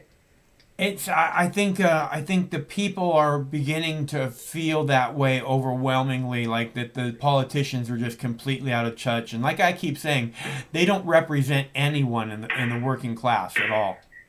Well, also if you look at something that's pretty unique, do your research on the state of North Carolina gerrymandering and look at that gerrymandering map. If you are a Republican, you only want white people to vote for you.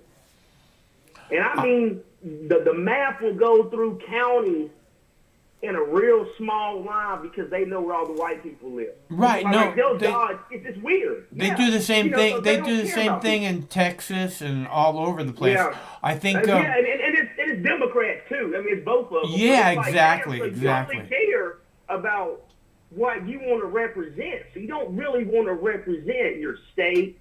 Let's be honest. You only want to represent the people who's going to vote for you. It's not true either. They don't want to represent anyone. They just believe they have a better chance with these voters. You know, they think that these voters don't have any other option but to vote for them. So they're going to act like they represent them, which just isn't true. Yeah, absolutely right, man. And what was your theme tonight, Mark? I forgot it. I said, who will Trump pick for his vice presidential candidate in 2024? Well, I can tell you this: it won't be Nikki Haley. No, fuck Nikki no. Haley, now, let me explain it. And Nikki Haley, if she does run, she won't get the nomination because her mom and dad are from India. A lot of Republican people don't know that about Nikki Haley. Her parents are from India. Yeah, but she was born in this country, right? You're missing the point. Republicans are not going to vote for someone who's not white, much less a woman. Well, she seems to be getting voted for, to be governor and all that shit. Yeah, but look. She was popular in South Carolina until she took down that Confederate flag off the Capitol building. Right.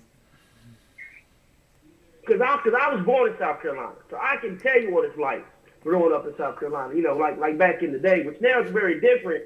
But that same old bullshit is still around, man.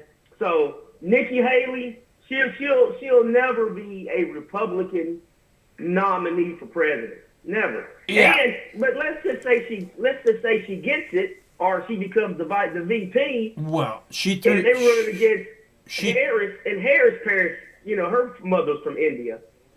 Yeah, she threw Trump under the bus, so she might get somebody's nod, but she's not going to get it from him. That's for sure. Well, I can tell you that if they say 1/3 or 40% of the Republicans want a third party for Trump or whatever, they'll never win nothing. Yeah, if they go to a third party, they're just going to split their entire party in half, which already has trouble beating the Democrats. The last thing they want to do is split the Republicans in half, and basically the Republicans and the Democrats are never going to want a third party. Like there's independents, there's libertarians, there's the Green Party. Are any of them ever invited to any of the debates? No. No. Well, but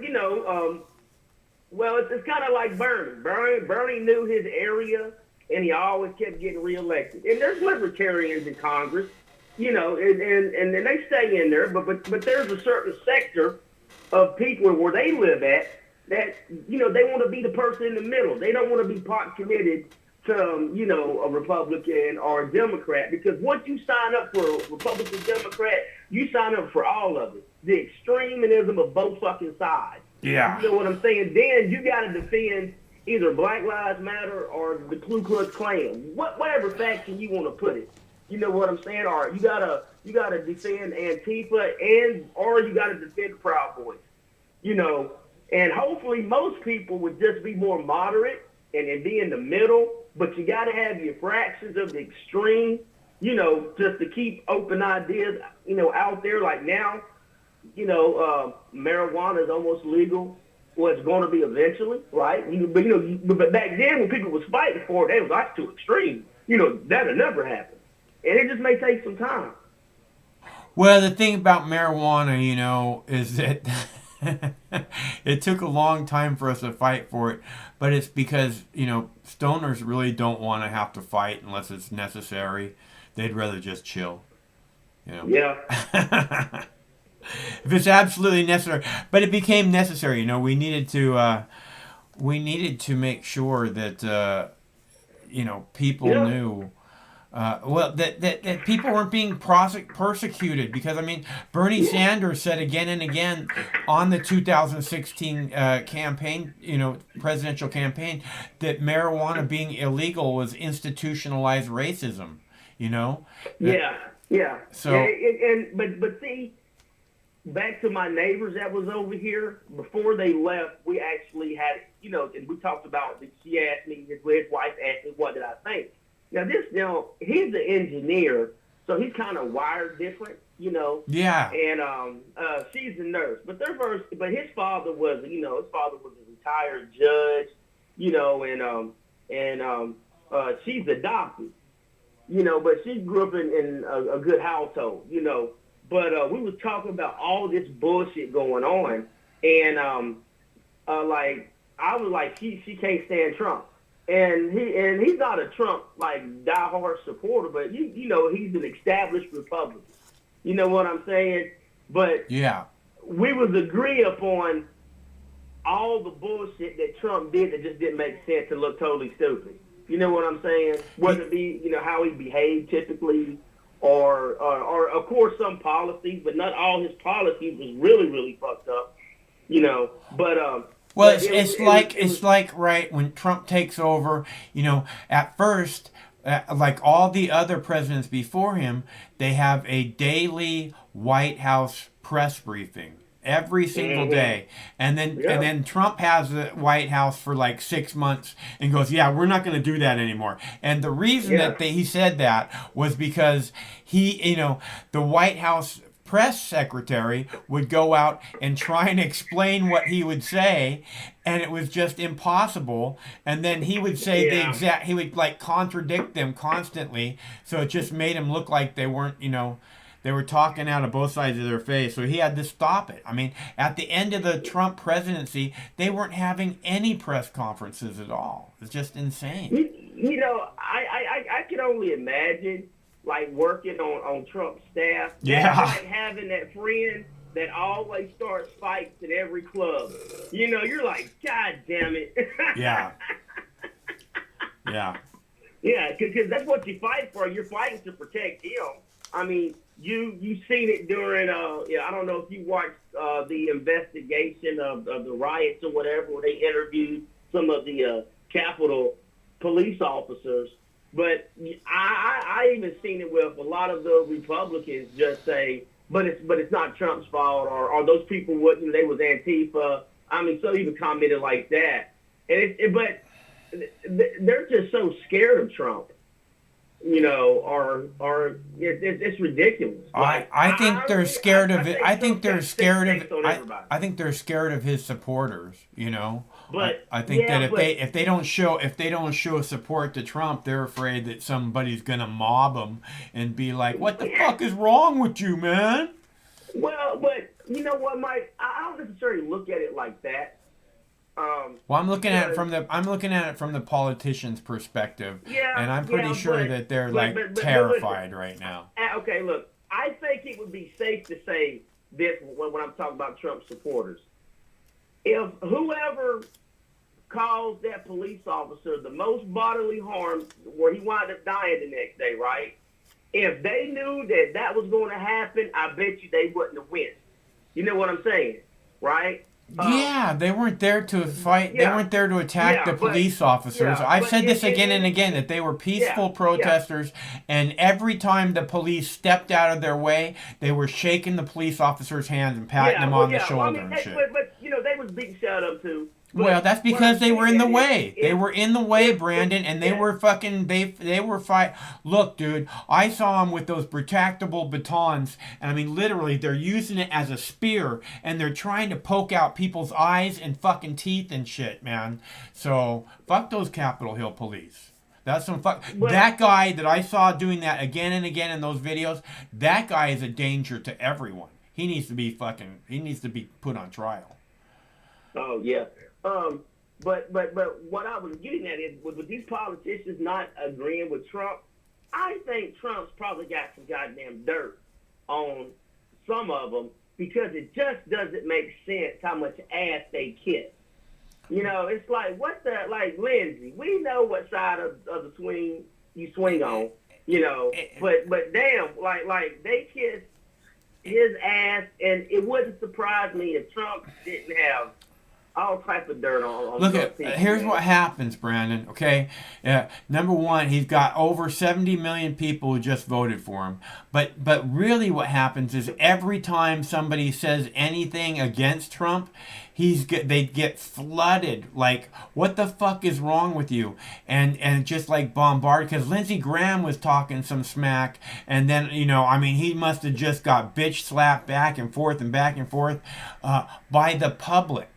And he went, oh, I can't, this is a death sentence for me, politically. So I have to work this out. And I think a lot of them see it that way. But he just won re-election though, so he's safe for like 6 years, right? Well, if he's a senator, right? Right, but again, if you have Trump speaking out against you, I mean, it's regardless of how many years you have this mob of people that are like, ready to take action against you, meaning if we can do whatever it takes to get, you to go away, we're going to do that. Yeah, but but again, it's just like with Mitch McConnell. Mitch McConnell just got reelected. You don't give a damn. You know what I'm saying? It's going to be his last term anyway. He's old. He's like 80. He does. This is, okay, they're going to do this Patriot Act 2, that's all about these politicians being fucking terrified of the public. And apparently that's all because of Trump, okay, which is complete bullshit. It's because, they do these endless wars and all this other bullshit, and then they, put it on the fucking backs of the American people, and they call themselves public servants while they chip away at our freedom. Right. So it's not like they ever did anything wrong. It's not like the public would have anything, any kind of problem with them. But they're terrified. They know. No matter how much they try and insist that they're public servants, they know that they fucked the public again and again and again and again and again. So they're going to come back with this Patriot Act 2, man. I'm telling you, all I see is, we have to protect ourselves. That's what I keep hearing them when they call these people domestic terrorists. That's what I keep hearing them say. We got to protect ourselves from the public, and they're not just talking about Congress. They're talking about the media. They're talking about, all these people are involved. That's the reason the media jumps on board with this insurrection bullshit. Hey, I have a question for you. Whenever Trump ridiculed the FBI the way he did for, 4 years, and what do you think? Do you think there will be like an internal little jab at the Republicans from the FBI on certain things, to where like people wind up getting caught up that are Republicans and shit? Well, I think the FBI plays games with lots of people.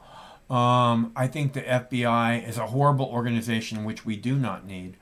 I think that the FBI, I played a clip 10 days ago or so that talked about FBI lawyers admitting to falsifying documents that made it look like Trump was involved with Russia during the election. That's who the FBI is. And besides that, the FBI has never once had a shooting that wasn't justified.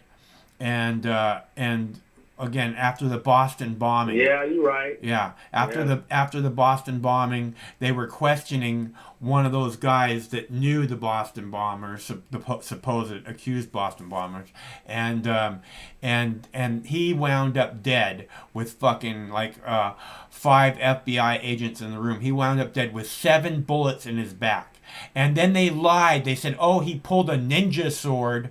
Off a samurai sword off the wall and tried to attack us with it, and it turned out that it was a fucking broom handle, which he I mean, there's fucking, besides the 5 FBI agents, I understand there was 10 fucking sheriffs there too, and naturally there's no recording of it, because when we question a subject, we would never make an audio or a video recording of that.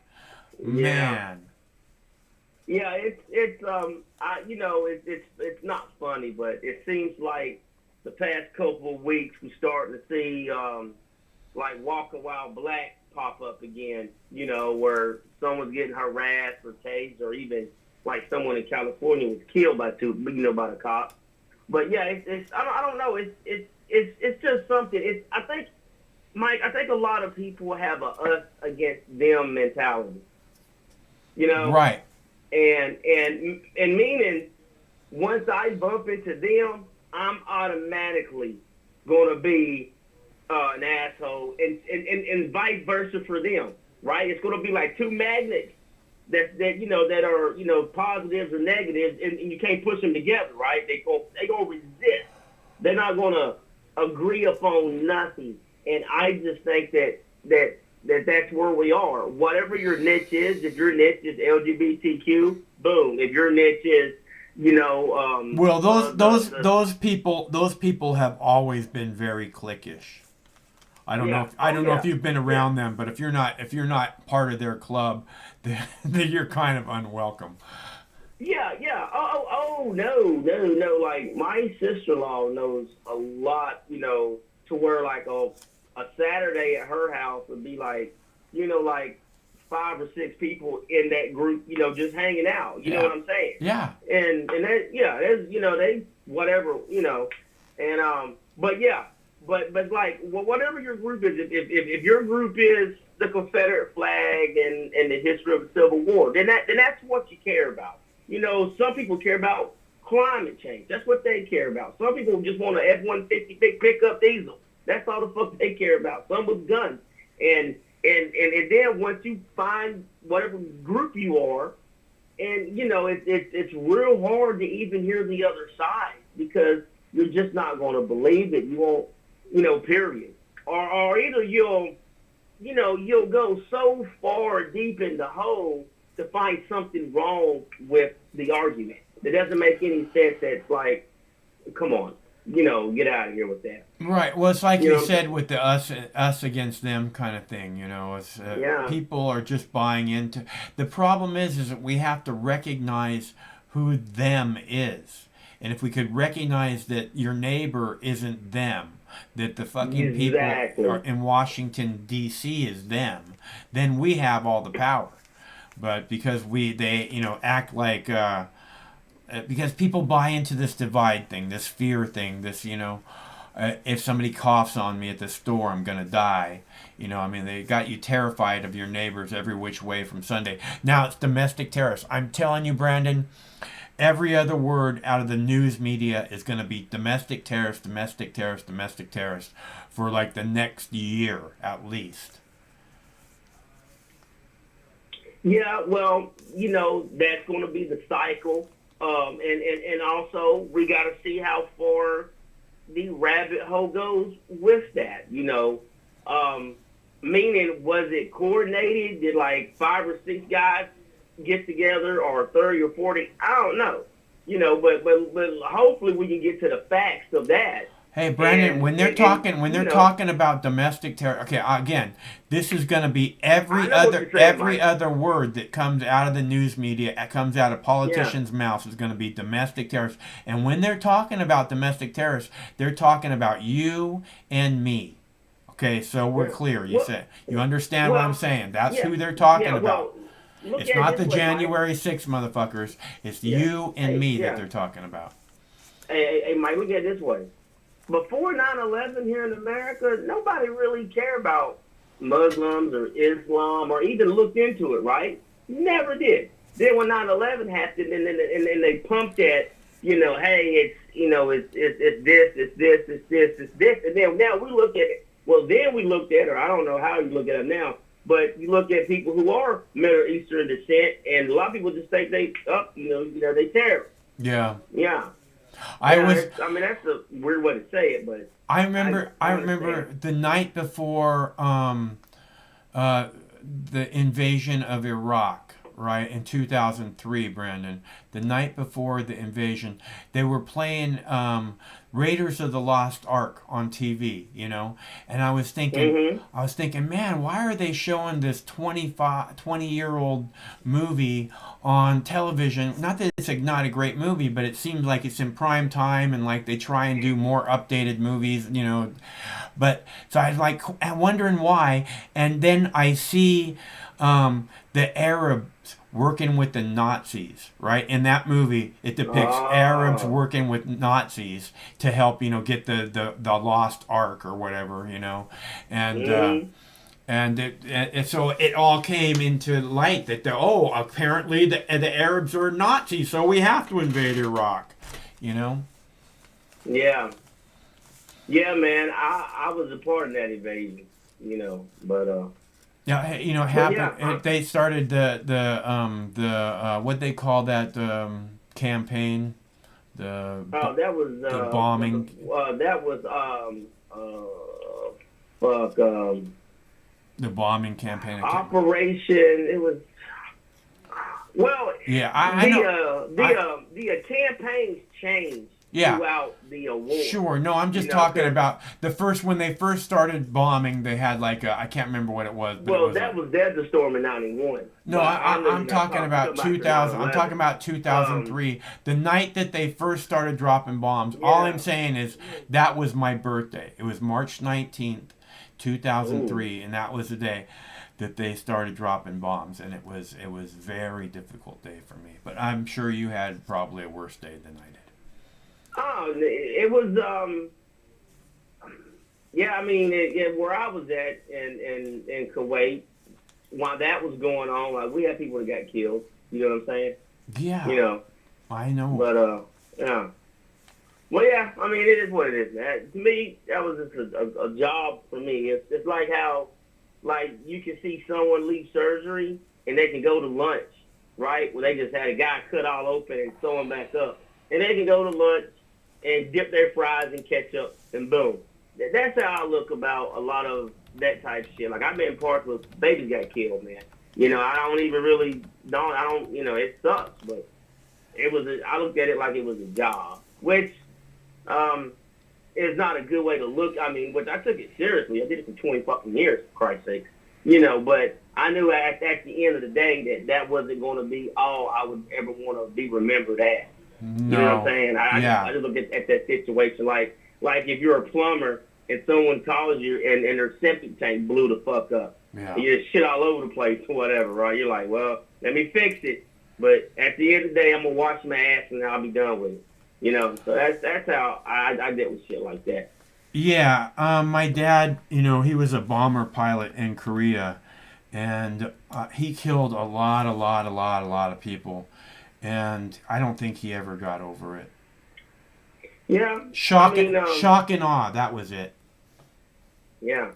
That was the first thing it was on March 19th when they went in and started bombing. It was the shock and awe campaign. Yeah, and also if you look at those two generations, like World War I and World War II, there was really not that much going on in America. You know, and most men just growed up and worked. You know, and yeah, they hunted and fished or whatever. You know, but then when those wars broke out, you know, because America's hasn't had wars like that. Like Europe has always fought each other. You know, so yeah. So I can see where a lot of people have problems with that. I mean, I have problems with it, but yeah, it sucks. I mean, listen, I think about all kinds of shit, man. Yeah, but, I'm know, sure. I don't mean right. I don't mean to be putting those thoughts in your head, dude. I know it. Yep. Yep. Because I will have a dream. Yeah, my dad used to have dreams. My dad used to have dreams where he would scream in Korean, and he swore that he didn't know he swore he didn't know a single word of Korean, but he would like just yell. He also got the what's that virus that you get from the mosquitoes? Malaria. He got the malaria too. So every once in a while he'd have like the you know, an issue with that. Episode. Yeah. Damn. But yeah, man. He was a tough He was a tough motherfucker. That's what's up, man. That's probably why you tough. You know what I'm saying?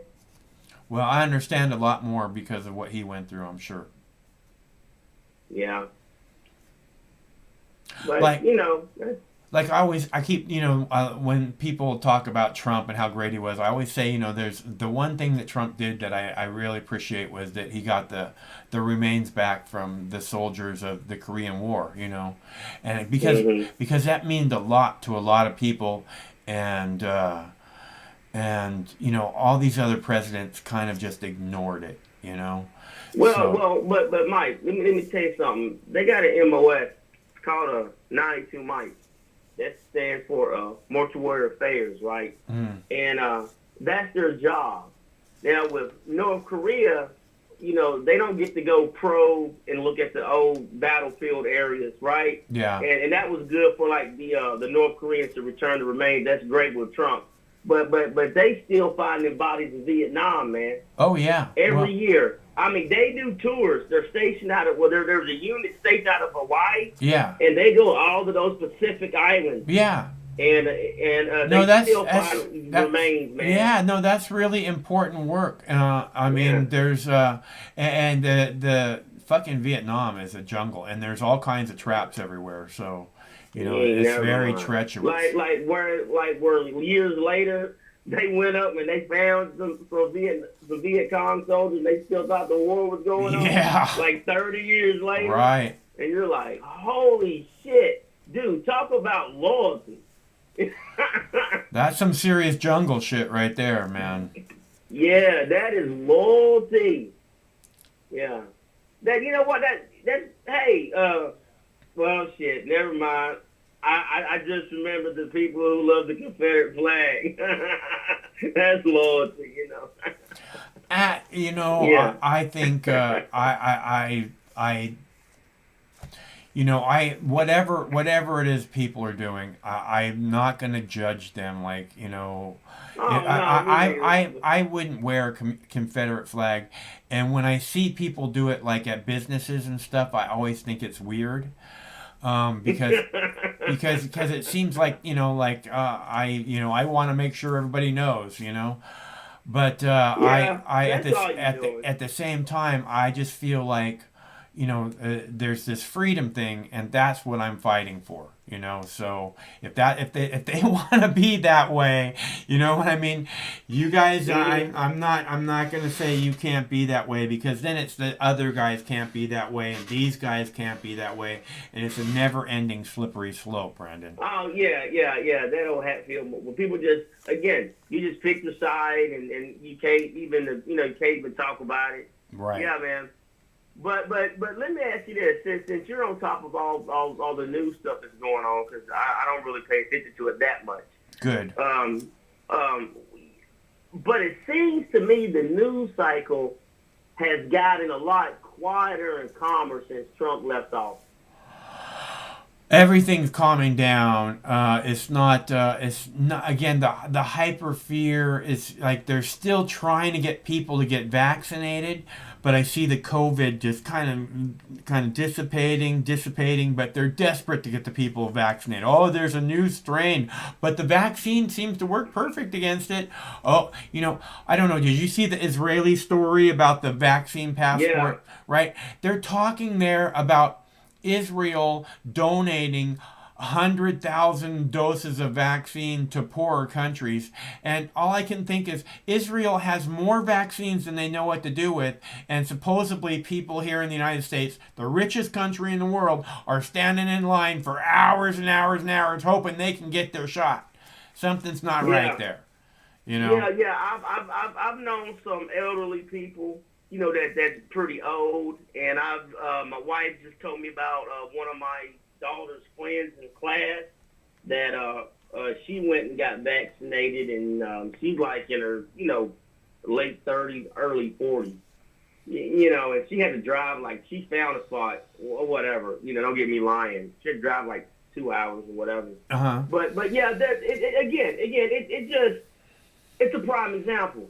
You can look up, it's on YouTube now, where two young women dressed up like old women and got vaccinated in Florida and got caught by the cops. Yeah, I played that story last week, Brandon. Yeah. Okay. All right. Yeah. All right. Yeah. Sorry. It's okay. It's okay. I saw it on the news. I saw it on Kennedy's show last night, and I was like, I played that last week, bitch. I think she's watching our show. She probably is, man. Yeah. That might have been who called in earlier. Because she's talking about, I talk about end the drug war, but she says things like what I'm talking about specifically too. So it's very interesting. Yeah. Maybe she's using you as an underground ghostwriter. Well, you're getting paid, Mike. A lot of people, a lot of the news. I'm telling you. There was a day when I had Fox News and CNN and MSNBC watching the program. I mean, literally, Rachel Maddow has mentioned the show on the Fox News on her show. Rachel Maddow did. You can type it into the YouTube search and on the Fox News page, and then I would post videos, right, and then like MSNBC or CNN or Fox, they'd actually post the video that I just uploaded on their .com pages. So it was like they were very, very aware of what I was doing. It's really strange. I remember I posted this video of a dolphin playing with a kitten, right? I posted on the front page, right? So that was the first thing everybody saw. And within 60 minutes of me posting that on Fox News at 3 a.m. in the morning is playing that video. And I thought, wow. They're watching. Yeah. Oh, yeah, man. Yeah. But that's cool, though, man. That's what's up. That'll make you feel good. I know who I am and what I've done. So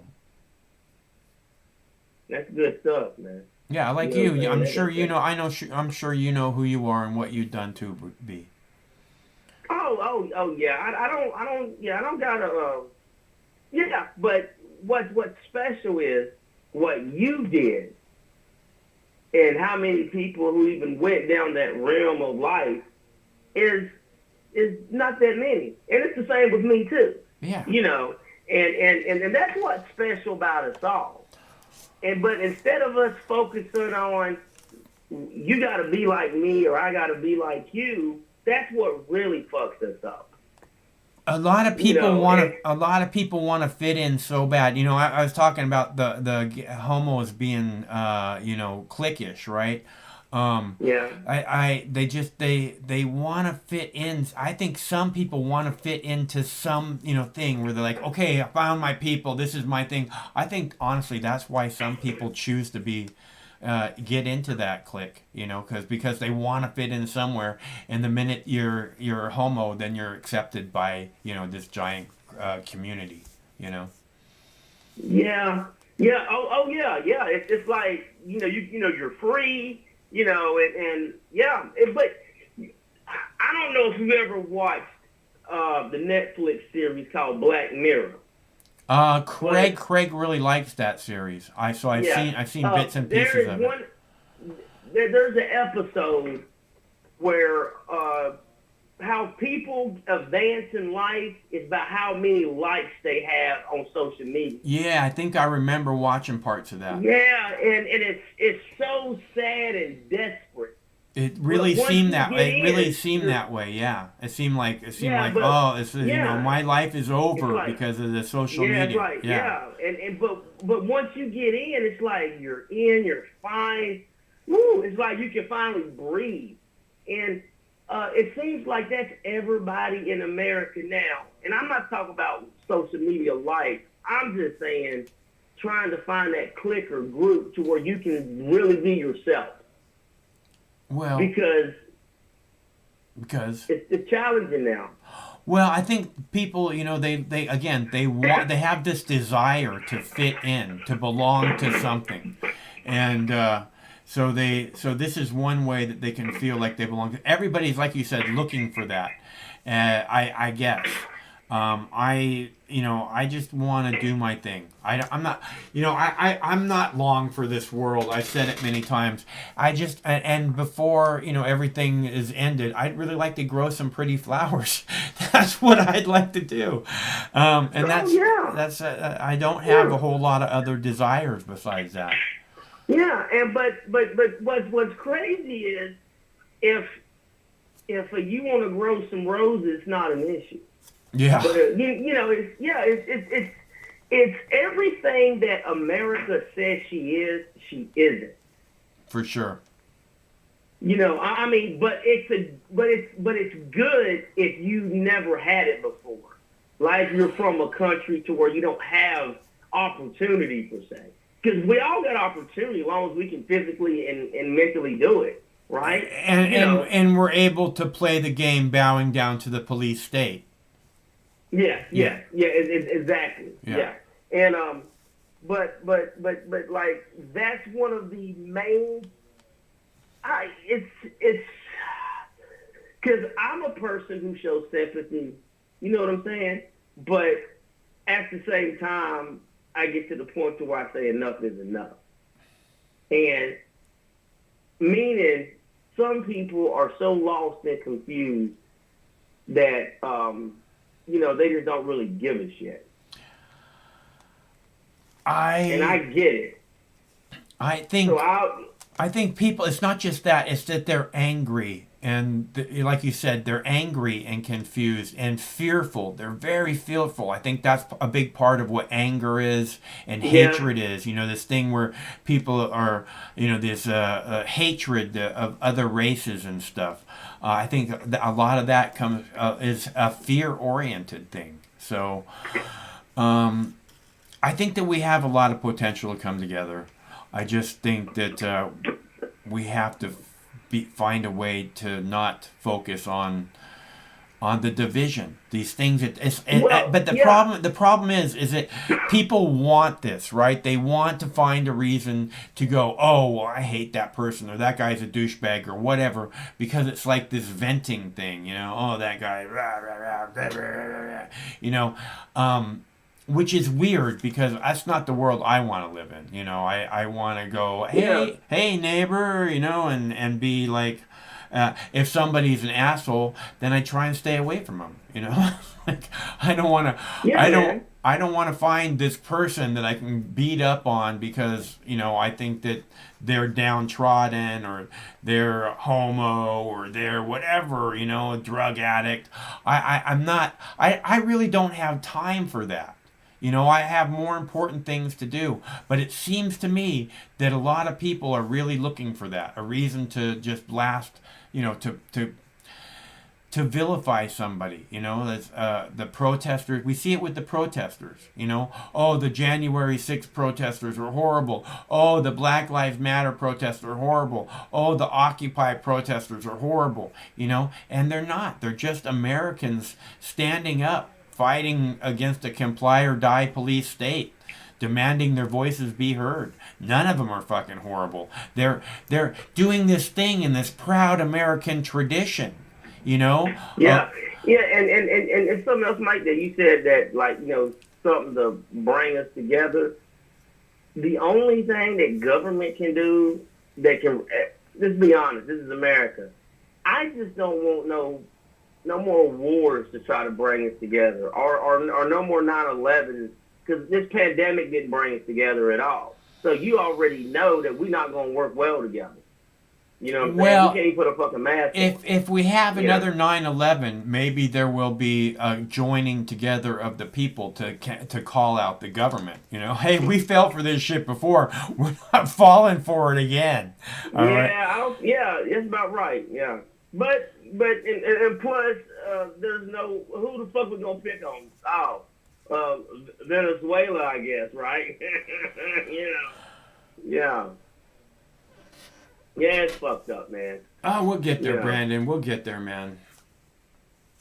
Oh, yeah, man. Well, look, Mike, it's good talking to you. Yeah, all right? it's always... And hey, listen, make sure y'all let me know, because I want my stuff, man. Oh, okay. Well, did you tell Craig? The pack. Yeah. Craig's supposed to hit me up. Yeah, Craig will take care of it, dude. He's very good at that sort of thing. All right, man. Well, hey, Mark, you take care, man. Love the show, brother. All right, bro. It's always good to hear from you. Stay cool, okay? All right. Talk to you soon. Bye. Okay, so I have another video to play for you. I'm going to play it for you now. You guys want to see the Kennedy one? Have we waited long enough to play the Kennedy video? I'll play the Kennedy video for you now. I mean, this coalition of misfits, and they cobble together, and they don't attack each other. They stay united. I wish the coalition of misfits, and they cobble together, and they don't attack each other. Wait. Not that Kennedy video. Hold on. The one where she talks about legalizing all drugs. That video. Well, you may have seen an eye-popping viral story in the last few days about a Columbia professor who says he uses heroin and other drugs to maintain a healthy work-life balance. The knee-jerk reaction from a lot of the country was, what the front? And this man should be fired. But we here on Canadalia, a little more thoughtful than the average bear. And like Professor Carl Hart, we realize this is actually a story about personal liberty. In a new book, the professor writes, quote, "There aren't many things in life that I enjoy more than a few lines by the fireplace at the end of the day." Professor Carl Hart goes on to say that the drug war has been a failure, and as long as people aren't hurting anybody, adults should be free to consume whatever mind-altering substances they choose. Can I get a harumph? Joining me now, Columbia University Ziff Professor of Psychology and Psychiatry and author of Drug Use for Grown-Ups, Chasing Liberty in the Land of Fear. That is a must-read book. Welcome back to the show, Dr. Carl. Thank you for having me, Kennedy. It's good to see you again, as always. Yes, we had a lovely conversation the other day, and I've been thinking a lot about what we talked about on the podcast. And my question for you, in this exploration of what psychoactive substances do to the brain, how they are molecularly similar to other things we ingest, and thrills that we seek throughout the day, are we doing it wrong? Are we doing it wrong? I don't know. It all depends on what makes people happy. As long as you're not bothering anyone, harming anyone, preventing anybody else from enjoying their freedoms, whatever makes you happy. If you're happy, then hopefully that you will be a better person. You will treat other people better, and we will have a better society. So a lot of people drink alcohol because it makes them happy. But then they wake up in the morning and they're very unhappy. So if I were to have 2 shots of Fireball and 2 sake martinis on a Friday night, and you had 2 lines of heroin, which one of us would feel better in the morning? Well, let's just be clear. If people are, I'm 54 years old, and if you're having alcohol and you're feeling after effects later, that means that you've been doing something wrong. Hopefully at like 50-something years old, you've figured it out in a way such that you don't get hangovers and so forth. Trying to make these kind of comparisons between alcohol and heroin, I think they're sometimes difficult, but it's important for people to know that that you can die from alcohol withdrawal, whereas you can't die from heroin withdrawal. And so people need to know our sort of thinking about heroin, this our sort of thinking that one hit, you're addicted, or it's so dangerous that no one should ever try it. I think that's a mistake. That's the propaganda that we've been fed, though, since we were children. You know, it's the explosion of reefer madness into other drugs. What would you like to see from the Biden administration in terms of either rescheduling or legalizing certain substances? Well, the first thing I'd like to see from the Biden administration, I'd just like the Biden administration to decriminalize all drugs. That is saying that nobody will be arrested for what they put in their bodies. That would be consistent with the Declaration of Independence that guarantees us life, liberty, and the pursuit of happiness so long as we don't bother anybody else. That would be a great start. It would decrease people being in prisons. It would make people less paranoid. This paranoia that happens because people are afraid that they will be arrested for what they're putting in their bodies, for pursuing pleasure. So I hope the Biden administration reads the book, Drug Use for Grown-Ups. And this is for grown-ups. We're not talking about children. We're talking about people who have managed to be responsible. They contribute to their community. They pay their taxes. We're talking about responsible adults. That's right. Dr. Carl Hart, I appreciate your wisdom. I hope you come back soon so we can have a more in-depth conversation about this and other topics.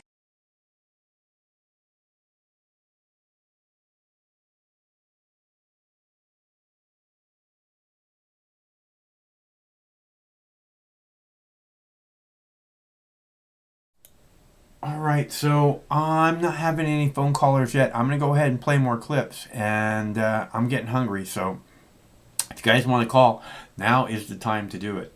Otherwise, I'm headed for a big fat burrito. But I got a couple of important clips I still want to play for you. So I'm going to do that now. If you want to call, the number's 805-669-6397. It's right there on the screen, people. Developing tonight, the Justice Department is ramping up its investigation into the death of George Floyd. The New York Times reports new witnesses are being called and a new grand jury has been chosen. Former Attorney General William Barr paused the investigation into fired officer Derek Chauvin, saying proceedings at the state level should go forward first. Chauvin's trial for second-degree murder and manslaughter charges begins March 8th. Minneapolis is increasing security in the city ahead of the trial. More Black Lives Matter protests are planned in Rochester, New York, after a grand jury voted not to indict 7 officers in the death of Daniel Prude. The 41-year-old died last March after his family called police because Prude was naked and suffering from a mental health episode after taking PCP. Police cam footage shows officers handcuffing Prude and covering his head with a spit sock after he spat at them and claimed he had coronavirus. The video also shows officers kneeling on Prude. He was hospitalized and died a week later.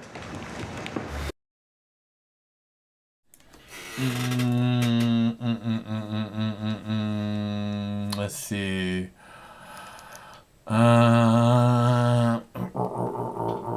Okay, I am going to play another video because we're not getting any phone callers. I came to play videos and take fat dabs and take phone calls. So I have a couple videos left. I'm going to go ahead and do that now. And then I'm on my way to a big fat burrito because it sounds delicious. Fallout continues. Marky, thank you. Also tonight, we're learning new details about law enforcement's response to that attack on the Capitol last month. The acting Capitol Police say officers did not properly lock down the building, and they weren't even sure about protocol for using deadly force against the rioters who stormed the building. The Capitol siege taking center stage once again on Capitol Hill. And tonight, concerns about what role domestic extremism could have played leading up to January 6th and how the government is now trying to combat it. News Nation correspondent Joe Khalil live in the nation's capital with the very latest. Joe. A lot of people think that is still a threat. In fact, it's not disputed at all. There is certainly a possibility for domestic extremism to happen here again at the Capitol. In fact, all 100 senators got a briefing just today, basically to get them up to speed on the threat. difference of opinion, however, is how to handle that threat. And unfortunately, some of that difference falls right along party lines. And one of the biggest differences is how to handle this, the security fence with that barbed wire around it protecting the Capitol, and when to send all the National Guard troops back home. In the wake of the January 6th Capitol attack, officials from President Biden to top Democratic lawmakers say the biggest threat to American security doesn't come from overseas groups like Al-Qaeda or ISIS, but rather from homegrown radical extremists. There's a greater percentage of that rise in the right-wing extremist area. Benny Thompson, chairman of the House Committee on Homeland Security, says many right-wing groups were part of the mob who attacked the Capitol January 6th. Part of the reason President Biden ordered a security review focused on domestic terrorism. But Republicans counter that all political violence must be condemned. In a hearing today, they emphasized the summer's violent left-wing protests and a gunman who shot at Republican House members in 2017, sending Representative Steve Scalise to the hospital. I fear that my colleagues on the other side will simply want to focus on right-wing domestic terrorism, and I hope that I am mistaken. However, I suppose that they would first need to admit that left-wing domestic terrorism exists. But fear of more potential violence means the Capitol complex itself remains heavily fortified. Today, Democratic leaders insist the ongoing threat means the measures must stay for now. Capitol police officers were under-prepared and under-resourced for that type of cataclysmic, violent event. And we want to make sure that we put them in the best possible position. Security costs are piling up. The National Guard deployment at the Capitol will cost an estimated $483 million through March 15th. And the price tag on the 8-foot-high, 3-mile fence on Capitol Hill now runs to $30 million. There are no specific threats to the United States Capitol that justify this. Many Republicans say it's time for the fence to come down. If there are specific threats out there, then people need to be arrested. You're not seeing people being arrested. So clearly there's not actionable intelligence, or they'd be knocking on people's doors. We'll try to figure out what happened, and we'll be back. Reporting for us tonight in Washington, D.C. The drone videos seem a little bit stuttery, so if they look weird, I apologize. I'm not sure what's going on with that. Okay, so I have another video. But again, I want to point out that this is what you're going to hear again and again and again. Domestic terrorists, domestic terrorists, domestic terrorists. It's gonna be if you because they're saying it's patriotic to get the vaccination, to get the COVID-19. It's going to be like people who refuse to get the vaccination are going to be domestic terrorists now. And you know why? Because they could breathe on you at the grocery store and kill you. And they want to. That's what makes them domestic terrorists. They want you dead. Because that's why they're not taking the vaccine. And if you can't see that coming, if you can't see the re-education camps coming, if you can't see the Patriot Act 2 coming with the 10-foot, 11-foot, 12-foot wire razor fences around the U.S. Capitol and the White House, if you can't see what's coming, it's because you don't want to, which is understandable. It's kind of difficult to look at your government and see just how incredibly horrible it is. Really, really difficult. So I can understand not wanting to do that. But I have another video because no one's calling. The number's right there on the screen if you want to call them to play this one last video. And then I played all of them. See, I have one last video right there. What is it? Judge blocks Biden's immigration moratorium on deporting undocumented immigrants. Judge said, yeah, you can't do that. You can't put a 100-day moratorium on deporting undocumented immigrants. So judge blocked that order. So I thought you guys might want to see that, since all people are talking about is Tiger Woods in the media. This seems like something you might like to hear about. Well, new tonight, President Biden announced a reversal of a Trump administration ban involving immigration. Last year, then President Trump implemented new rules that blocked green card applicants and temporary foreign workers from entering the U.S. It came at the same time he closed shared borders with Mexico and Canada to limit the spread of COVID and also as a way to protect jobs. President Biden today revoked those moves. This news comes as illegal border crossings are up in the last few months, according to data from the U.S. Customs and Border Protection. Joining us now to talk about these issues and developments is Esther Valdez, a principal attorney who represents immigrants in court. Esther, thanks so much for being with us. We certainly appreciate it. Thank you, Rob. Give me your sense, your top line reaction to what President Biden did today in terms of reversing a few more of the Trump-era immigration policies. It's good politics for Biden to be able to meet the promises he made to his voters and supporters. However, the way it's playing out is bad policy. I'm here in San Diego where I practice immigration law, and I've practiced for almost 2 decades.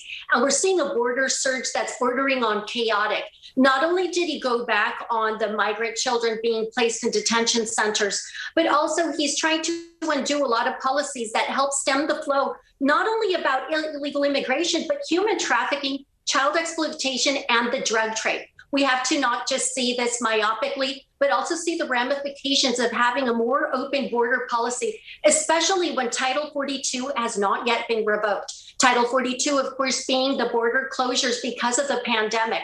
So we're seeing a slew of rapid changes, which are good for his base, but politically and policy-wise, they're not necessarily playing out the way I believe the Biden administration hoped for them to play out.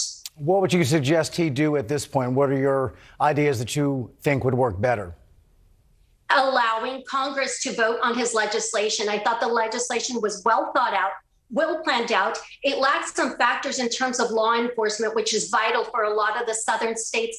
And in order to engender support throughout the Republican base in both the Senate and the House. However, if he's able to manufacture a wide swathe of support, I think the pivotal key issue is going to be the support for DACA amnesty, those being the childhood arrivals who entered the United States through no fault of their own, and they've lived here believing they are U.S. citizens. However, a lot of them, upon discovering them, now are being able to apply for DACA work permits, which allow them to work and live in the United States without voting. I think that is the best portion of this Biden resolution. But really, he needs to allow what happened under the Trump administration to be handled also in courts. We also saw one of the federal judges revoke his 100-day ban on deportation because the Biden administration was not able to articulate why he would then circumvent immigration law, which has been the law of the United States for 30 years, in not deporting individuals who have exhausted their legal remedies in court and in appeals. And so let me ask you a broader picture question. This immigration reform issue has been around for decades. No president from either party ever seems to get it right. In a nation built by immigrants, why is this such a tough issue? It's a tough issue because politics are involved. Like myself, I am the daughter of Mexican immigrants. The Latino voting bloc is becoming even stronger every decade as the Caucasian counterparts of the voting bloc age out. The Latino voting bloc is not only younger, but we care about immigration. 80% of some of the school districts in urban areas are the sons and daughters of immigrants. So we're seeing that not only is it a population issue, a political issue, but also the companies that are involved also hire labor. The vast majority of the essential workers that were frontline workers in manufacturing and restaurant and construction industries in many of our metropolitan cities throughout the nation are Latino workers. And that's why the Biden is very smart to be able to handle this within the 100 days It is a promise that he is keeping. It just needs to be a little bit more broader based and honing in on the law enforcement aspect, as well as the aspect of the judiciary involved. We have a 1.3 million case backlog in immigration courts that needs to be handled before we start admitting approximately 25,000 new refugees that are currently sitting at the Mexican side of the U.S. border. So those would be my suggestions for the Biden administration to act upon and be able to do what no other administration has done, to have a compassionate, reasonable, and well-articulated immigration reform with bipartisan support. Esther, appreciate your time and your opinions tonight. Thank you so much. Thank you, Rob. Marnie? All right, we are all out of videos. That was the last one. Is everything checked off the list? See? All the videos, including the fucking tiger. And we have no phone callers. So, I am going to go get some food. I'm hungry. But we do this every Monday through Friday at 7 p.m. Pacific time, which means we'll be back again tomorrow night. Same Mox time, same Mox channel. Until then, stay cool, because one of these days this war is going to end. Stay cool till then. No matter which mouth you feed on a two-headed snake, it still shits the same turd. But lucky for you, you have Mox News. More than 10 years. More than 60,000 videos. Mox News has been filtering the nonsense and illuminating the bullshit from your mainstream media.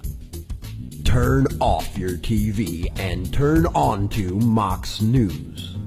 For over a decade, documenting the socio-political events that have etched and carved the pathways that define today's modern mess, Mox News has been providing clarity while faithfully bringing you today's relevant stories 100% commercial-free and subscription-free.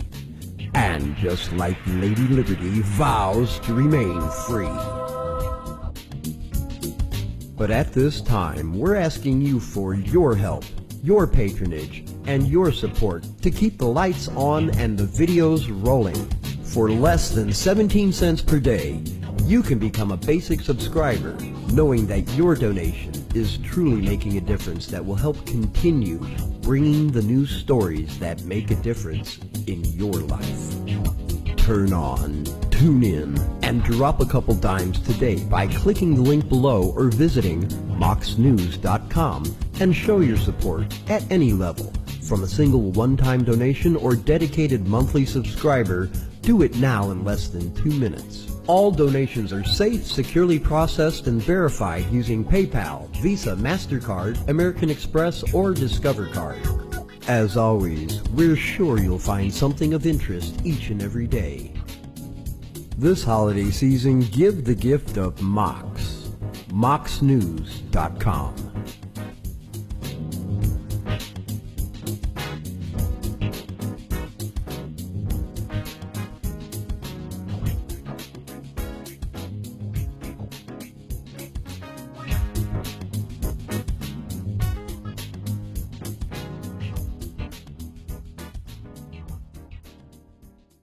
I mean, this coalition of misfits, and they cobble together and they don't attack each other. They stay united. I wish the coalition of misfits, and they cobble together and they don't attack each other. They stay united. Coalition of misfits, and they cobble together and they don't attack each other. They stay united. Coalition of misfits, and they cobble together and they don't attack each other. They stay united. Coalition of misfits, and they cobble together and they don't attack each other. They stay united. Coalition of misfits, and they cobble together.